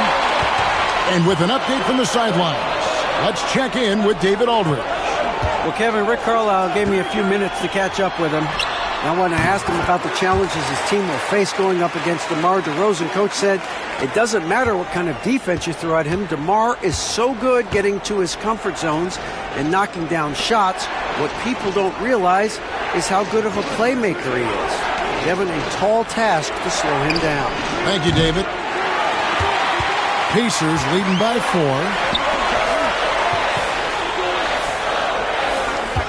1:43 left here in the opening quarter. Back to Halliburton. Pass to Nesmith. That falls. Nice feed that time from Halliburton. Nesmith has got 5 now. The ball movement on this run has been fantastic and is a big part of why they've been able to get these good looks. Monk, no one around him, and they wasted no time getting those 3 points back. How's that for a response? Love seeing Monk come back down and deliver the comeback 3. And so it's Rick Carlisle here calling timeout. He wants to make some adjustments to the game plan, clearly.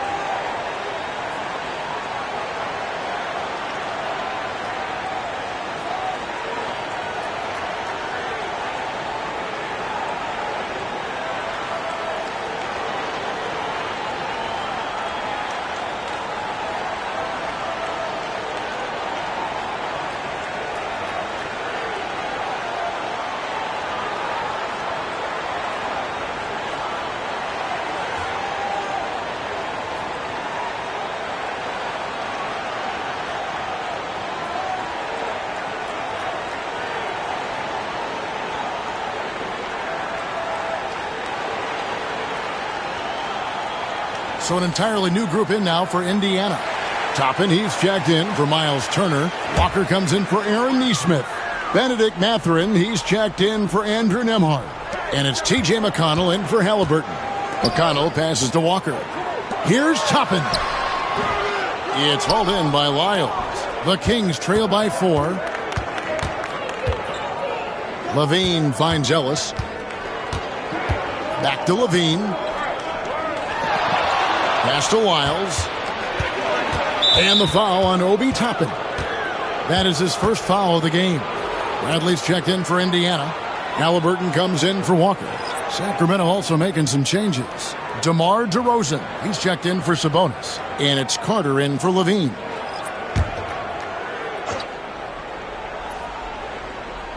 On defense, Indiana. Carter inside the three-point line. Oh, and that one had the right spin on it, and it is good. Pick works well there. Not much resistance from the D. Yeah, that just comes down to a lack of effort. The defender has to do a better job fighting through the screen. Now, here's Halliburton. His last outing, he had 18 points. Guys, his consistency in terms of shooting has really helped them seize control. Carter with it. We've got 13 seconds left to play in the first quarter. 5 on the clock. Ellis outside. Here's LaRavia. Tyrese Halliburton has been on display for the Indiana Pacers. He got into double digits for the quarter with 10 points total. We come back right after this.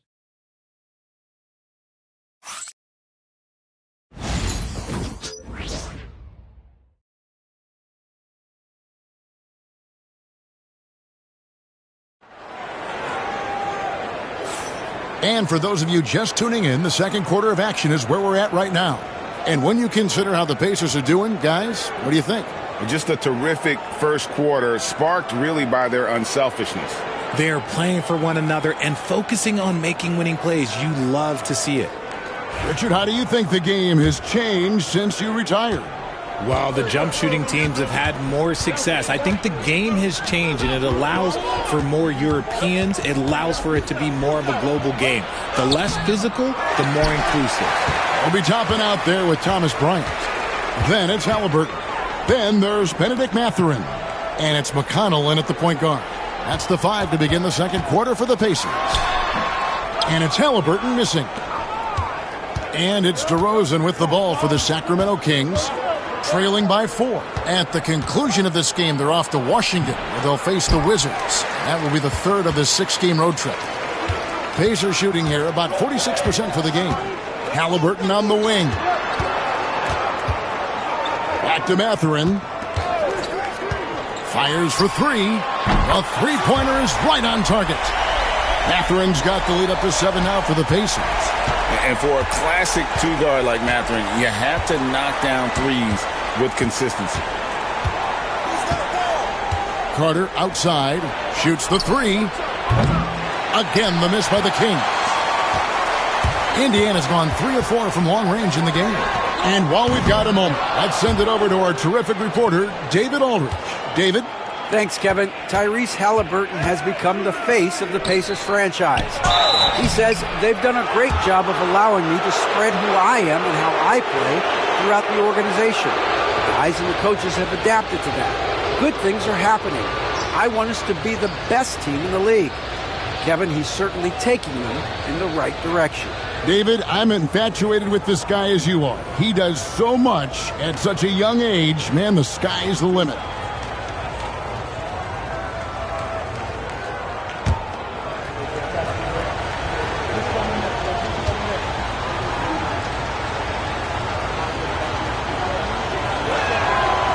And he can't get the first one. Walker's checked in for Indiana.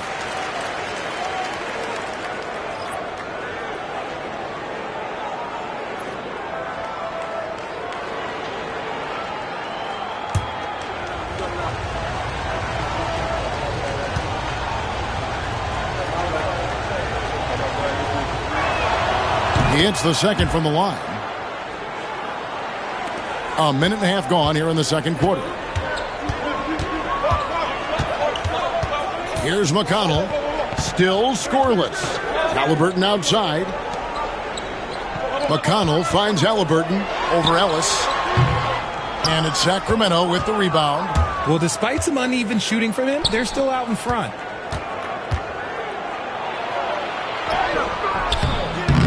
And it's Mathurin with the rebound. For the Pacers, they come in off the loss to Oklahoma City. Well, in that one, you could pretty much see the writing on the wall. Their performance was lackluster at best. Yeah, I just didn't see any fire from them to want to get it back. That's just one of those games you throw away in the trash and try and forget about it. Al Carter following the three-point attempt by Tyrese Halliburton. From past the arc, falls through. He's now made 2 of 4. He can really stroke it from deep. You have to keep better tabs on him. We're just over 2.5 minutes into the second quarter. From 11 feet away, and that one hits back iron. His consistency just hasn't been there this quarter in terms of his shooting. Ellis, the pass to Carter. And the foul on Obi Toppin. That's foul number 2 for him. That's his second, and I think they'll keep him in, but he's got to be careful. A third, and he'll sit for the rest of the half. Now a timeout called by Sacramento.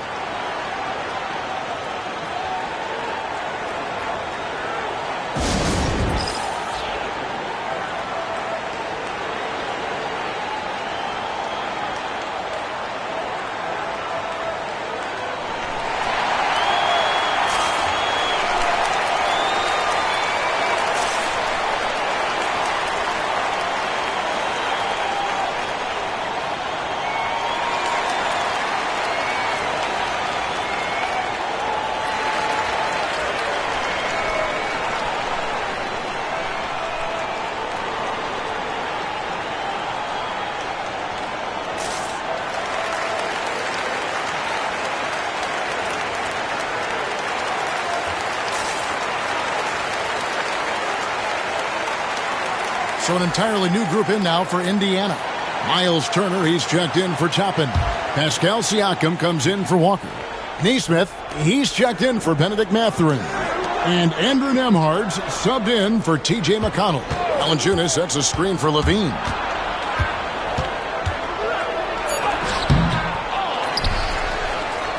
Here's Valanciunas.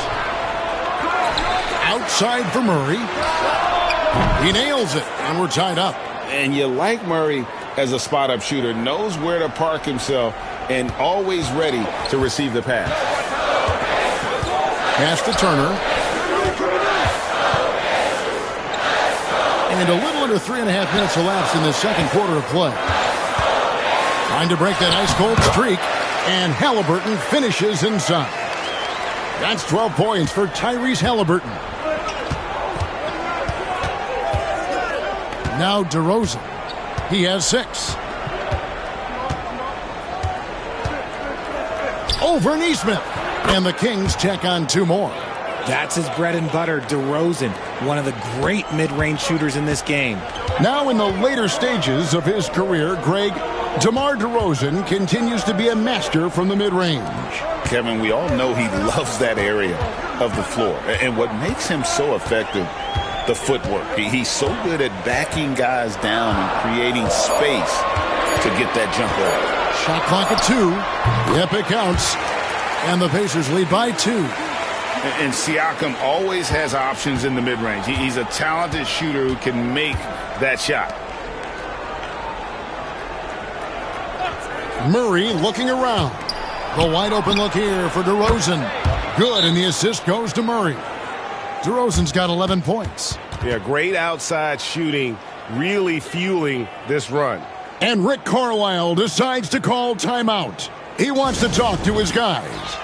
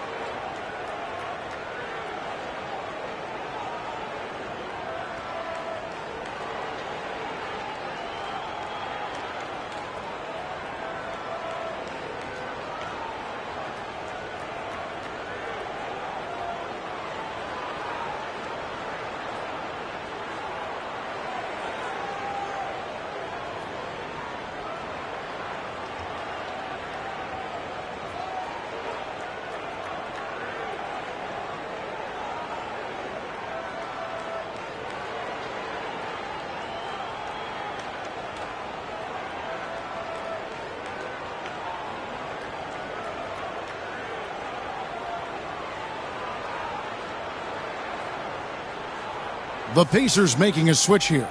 Matherin's checked in, and the Kings also making a change. Ellis is checked in.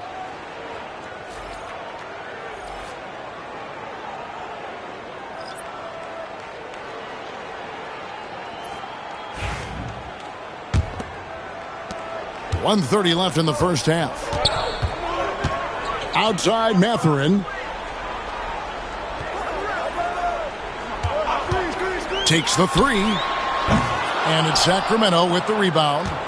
Valanciunas has got his 6th rebound on the night. For 3, Levine. The rebound by Turner.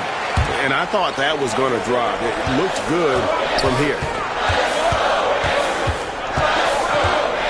Now, here's Neesmith. Guarded by Levine. Siakam against Murray. Off target at the rim. On offense, here are the Kings. They're on a 12-4 run. Valanciunas against Turner. Valanciunas passes to Levine. Whistle blows. Basket is good. So a chance here for a three-point play. Well, Levine's game is defined by energy and aggression. He doesn't back down from any defender. And, Richard, you look back, Zach LaVine has been one of those microwave-type players. He can get hot in a blink of an eye. Zach LaVine is one of those players that when he catches fire, there is nothing you can do about it. He can score from deep, multiple level score, and when he gets going, ooh, it could be a problem.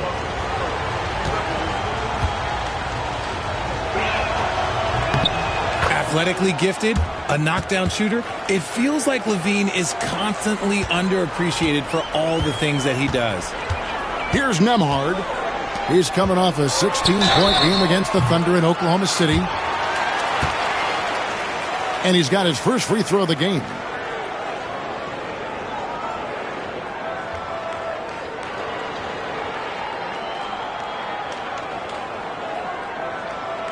Take a break. Take a break. 2 shots.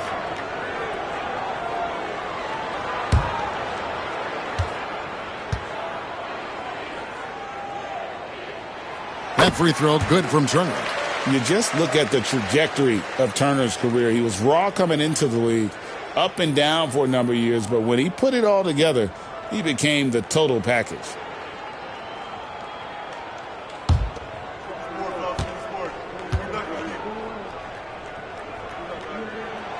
Both free throws good from Turner. Here's Sacramento now. They're on a 15-6 run. 7-second difference, shot and game clock. Pass to Valanciunas. Beyond the arc. Pascal Siakam grabs the miss. Driving inside. Good on the shot. Siakam's got it all tied up now for Indiana. And the handles and confidence of Siakam both have grown just so much. Zero hesitation taking that one to the rack. And the first half comes to a close in a tie game. It's time now to go courtside as we send you over to David Aldridge from the sideline. David, take it away. 26. Thanks, Kevin. Zach, a hard-fought first half. What changes have to be made to get a little separation? They're making tough shots. We're trying to stick to our concept, so we got to come back, make plays, make shots, and, just stay solid. Always a challenge for a young team. Thanks for your time, Zach. Back to you, Kevin. Okay, David, much appreciated. And now time for halftime, so we'll be back in just a bit to get the third quarter underway.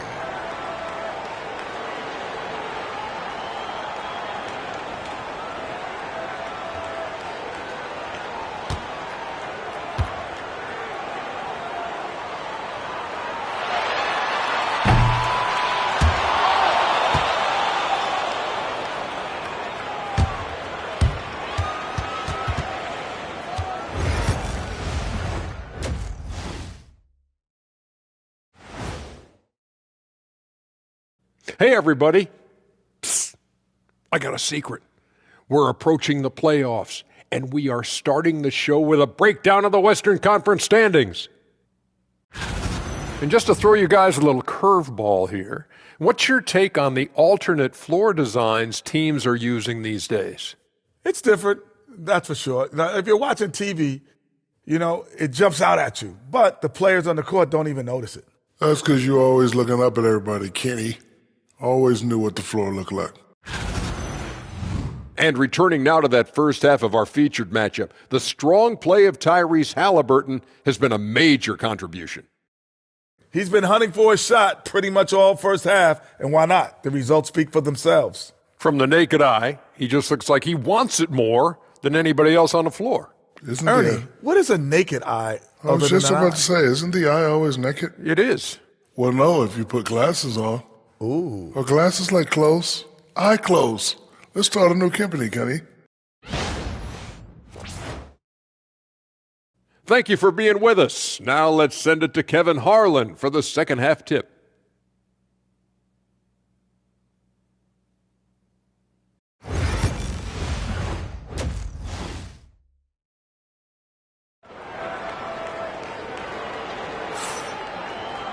And in that first half, we saw a pretty tight battle. We'll soon find out what sort of adjustments were discussed during the half.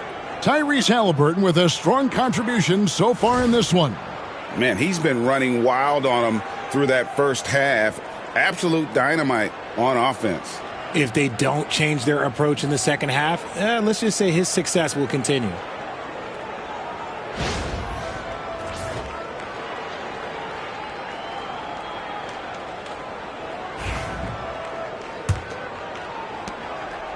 And so Monk will bring it up for Sacramento. On the floor for Sacramento, DeRozan and Murray slot in at the small and power forward.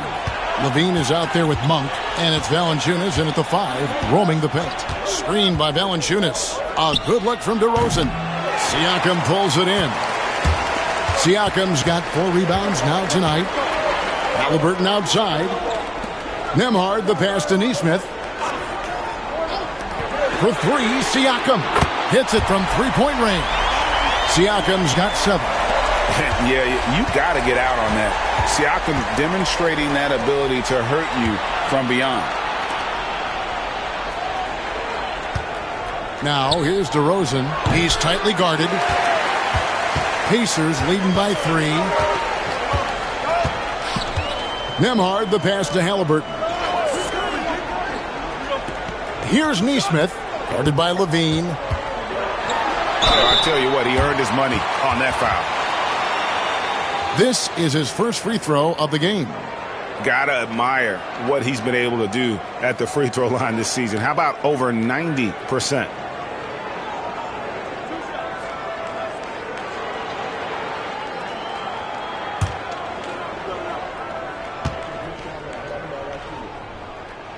And the first one at the line is good.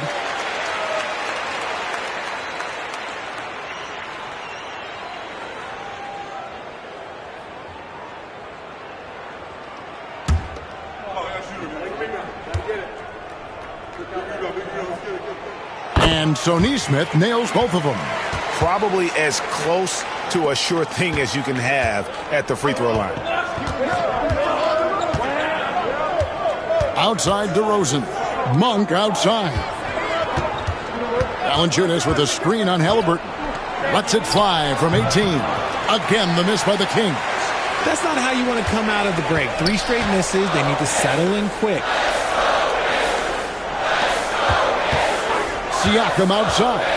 Pass to Turner. Halliburton in the corner. 6 to shoot. Turner with a screen for Halliburton. And DeMar DeRozan pulls it down. Oh, I can see some miscommunication on defense there very clearly. They were super fortunate it didn't torch them with that mistake. Back to Murray.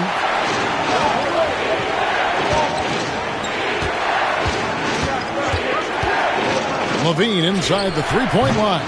Again, the miss by the Kings. Pacers leading by 5. Inside. Halliburton finds Nembhard. Here's Siakam.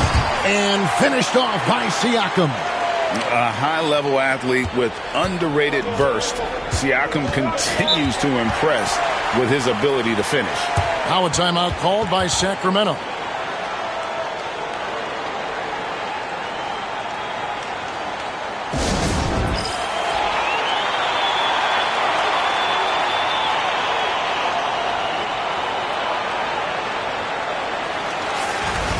And how about we check the numbers for Sabonis?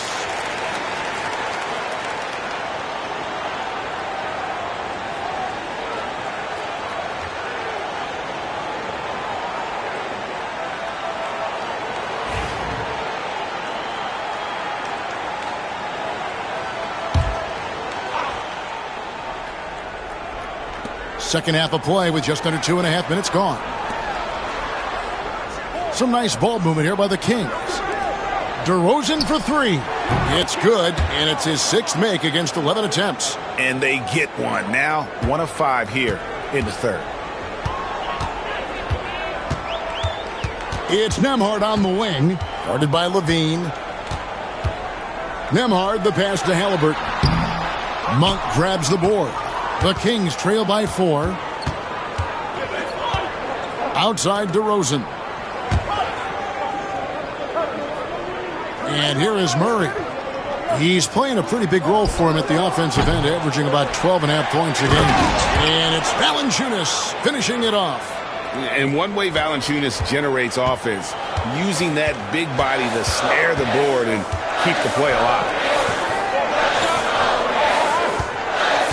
On the wing, Turner.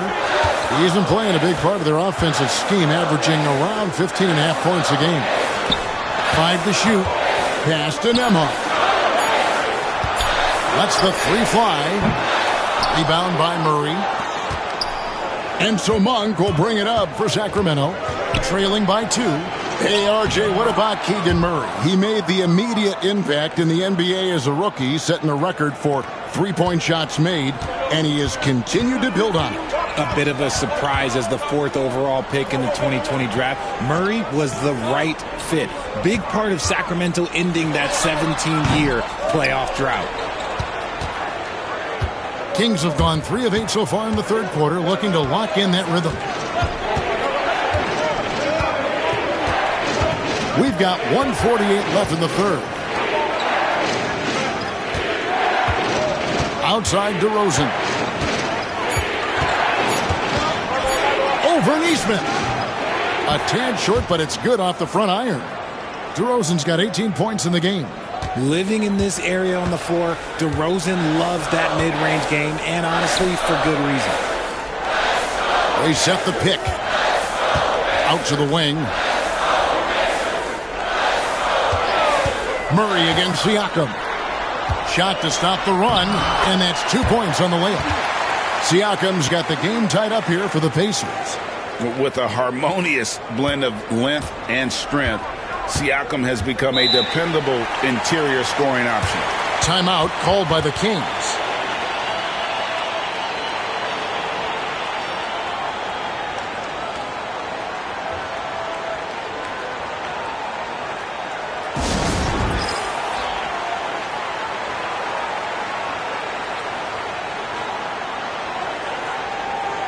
So an entirely new group in now for Indiana. Obi Toppin's checked in for Turner.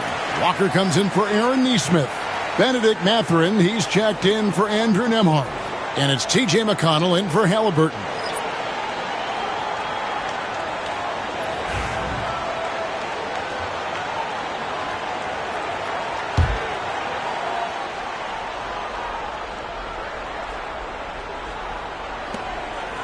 Pass to Ellis. Here's Levine. Goes back up. And the call on the shot that sends him to the line. It's going to be on Jarris Walker. He's not the biggest guy, but it's the explosiveness, the athleticism of Levine that makes him so difficult to handle on that interior.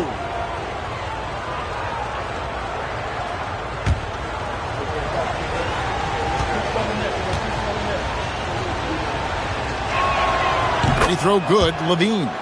And you talk about the impressive resume of Zach LaVine. Multiple All-Star appearances, multiple dunk contest victories. This is a very talented wing player.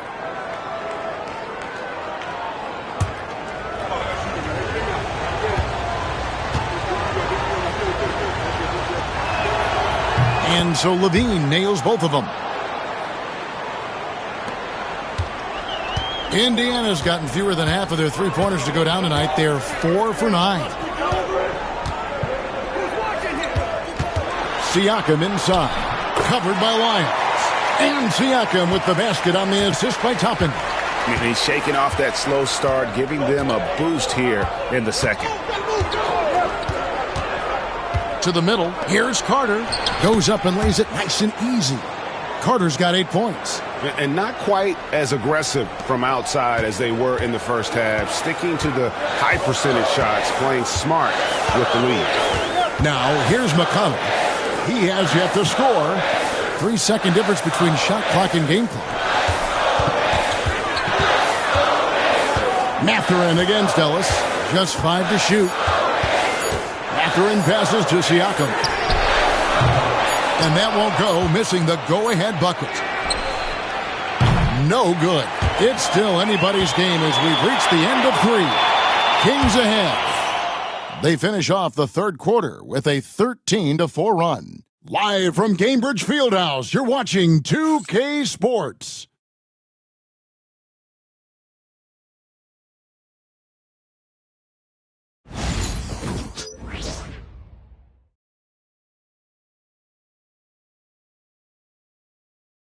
Rick Carlisle had some words for his team. Let's hear what he had to say. Hey, it's all about who's more physical. And you got to meet them early. Defensive possession. These guys are going to wear down, but we got to make them wear down. Well, imploring his guys to up the aggressiveness on the defensive side. And Kevin, preaching physicality. When you play for Coach Carlisle, you got to bring energy. And it's been a very competitive game so far as we get rolling here in quarter number 4.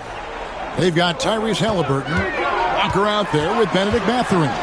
It's T.J. McConnell, and it's Toppin in at the center position. That's the Pacers' 5. The game has been very close in a lot of areas, but rebounding has been the one differentiator thus far. Mathurin against DeRozan. The Pacers pull it in. I thought he had that all sewn up, but somehow the defense just threw him off. Halliburton passes to McConnell. Now Toppin. Pass to Halliburton. No luck that time on the shot that would have put them on top. Ellis surveying the D. To the inside. It's deflected. Toppin with the steal. And here we go. Fast break. Halliburton's got it. And the shot is good.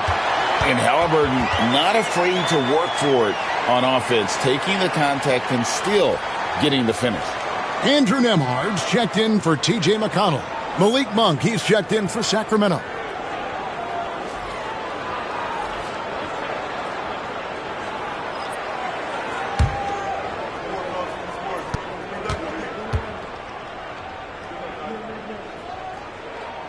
And that drops, so they now lead by 1. And it's the Kings with the ball.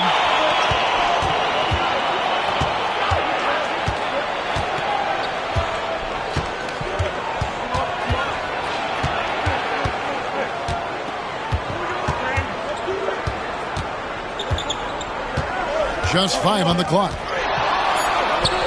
From 13 feet, it goes down. And the Kings lead by 1.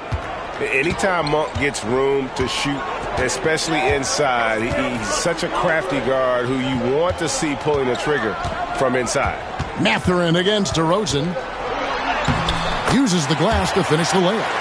Boy, right down to the wire here. Still anyone's ball game. Yeah, and after all the energy both sides have expended, both teams still hungry for the win. Now here's DeRozan.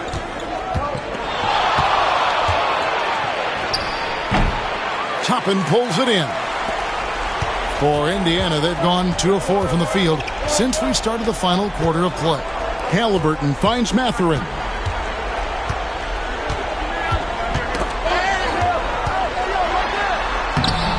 And he banks in the layup.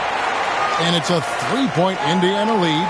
And inside, Mathurin makes great use of his agility, developing some instincts for how to get around in traffic. Now, here's DeRozan. Piles a screen on Mathurin. Here's DeRozan. And he converts the layup. DeRozan's got 9 points now in just the second half. And obviously his momentum from the last game has carried over here tonight. He's just riding the wave of momentum right now, getting to his spots and keeping things simple on the offensive side. And Rick Carlisle decides to call timeout. It's a chance for them to regroup and refocus. And some changes here for the Pacers. Miles Turner, he's checked in for Toppin. Pascal Siakam comes in for Walker. And Aaron Nesmith subbed in for Benedict Mathurin. And now we've got some time to check in from the sidelines. You got for us, DA? Hey, Kevin, I heard Rick Carlisle during that last break talking with the team. He asked his team to dig deep. He said, I know you're tired, but they're tired too. It's about who can give more than the other guy at this point. Show me what you can give. Back to you. Thanks, David. Now Valanciunas, following the three-point attempt by Tyrese Halliburton. Valanciunas dishes to DeRozan. Count it. 22 points for DeMar DeRozan. ICE, ice. He has absolute ice in his veins. This guy, he lives for these. With a screen on DeRozan. Now, here's Nesmith. Monk defending. Nesmith, the pass to Turner. Halliburton for three. Gets the three-pointer to fall. And the Pacers lead by 2. And, guys, there's just an air about Halliburton. He has such belief in his abilities, and eventually others start to believe. Now, here's Levine.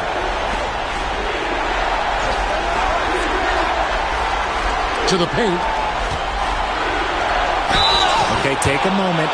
Name an offensive move. DeMar has it. And look at how the offensive approach has been going here so far for Indiana.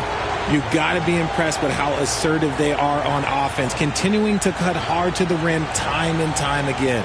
And tonight we've also seen a lot of great play from them inside. They've been consistent in terms of attacking the interior of this D.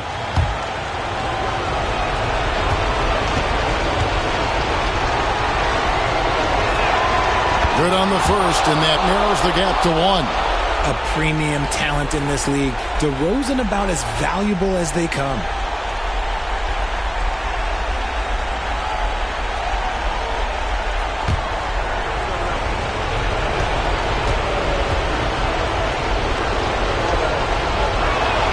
DeMar DeRozan hits them both. And really, the tension could not be higher right now. And he looked like he was shooting free throws at practice. What a cool customer. Now, here's Siakam. And foul on the shot, so he'll get a chance at the line. And the insane athleticism of Siakam excels at probing inside and making the D get aggressive.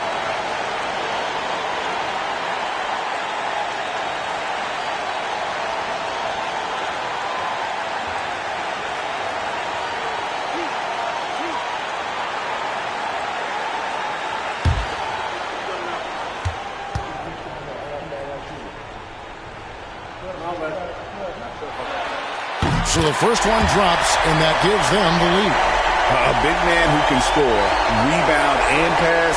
This is why Siakam has become a huge piece of this team.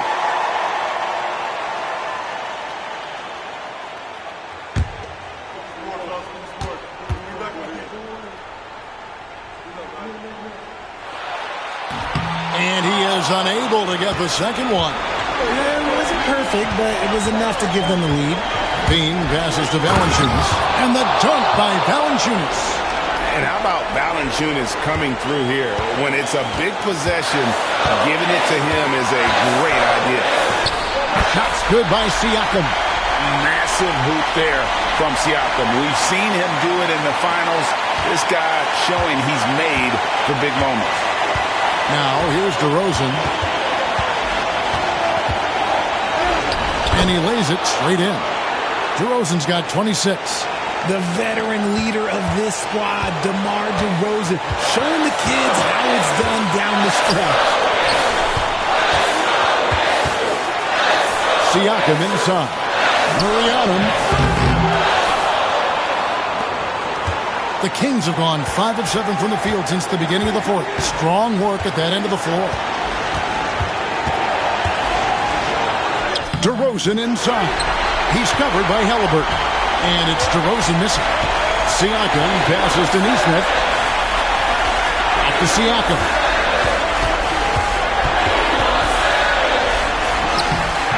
And Valanciunas pulls it down. 6 seconds separating the shot and game clocks. They'll be trying to take as much time off the clock as they can. Exactly. Expect to see longer possessions from this point on.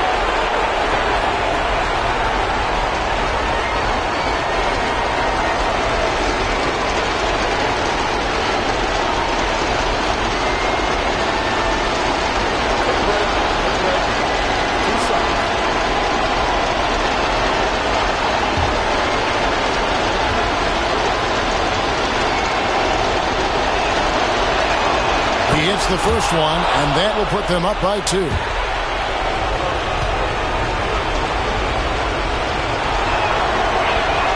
And so he drops them both. It's a 3-point game. Those free throws make things a little more simpler right now. They just have to guard against the three-pointer. And Rick Carlisle decides to call timeout. And he knows there's no room for mistakes and wants everyone on the same page. And let's get your take, guys. What's the strategy? And if you can get a 3, shoot it. Otherwise, get the quick 2 and a foul.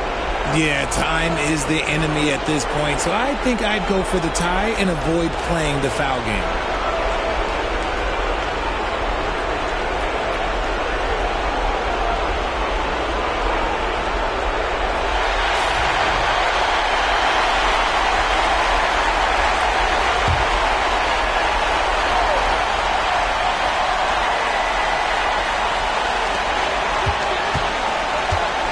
Here's Turner.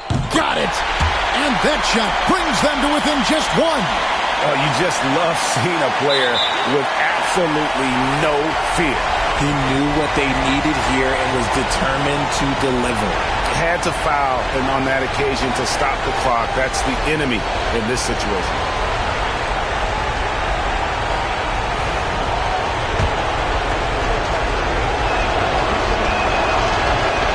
Drops the first one, and that will put them up by 2.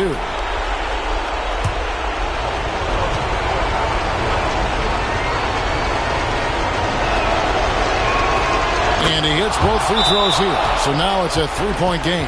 And Rick Carlisle decides to call timeout. This is a huge moment, folks, in this game. And he wants to be prepared. What do you think we're going to see coming out of this timeout? And if you can get a 3, shoot it. Otherwise, get the quick 2 and a foul. Yeah, time is the enemy at this point, so I think I'd go for the tie and avoid playing the foul game.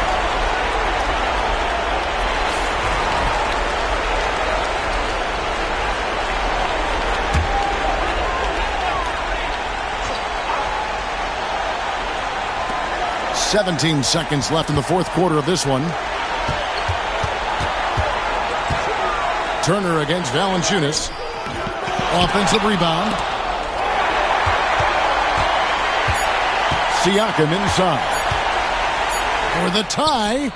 Oh, he couldn't make that shot go to force overtime. And so it's Sacramento who scraped by with the win.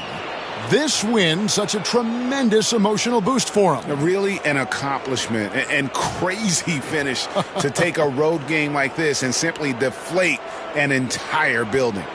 And now let's go over to David Aldridge from the sideline for an interview with our player of the game. Hey, David. DeMar, big effort tonight. What is the state of mind of this club right now? We're focusing in on the defensive end. We know if we get stops, we can definitely score whenever we want. And you got it done tonight, DeMar. Thanks a lot. Back to you, Kevin. Thank you for that, David. And that about wraps it up.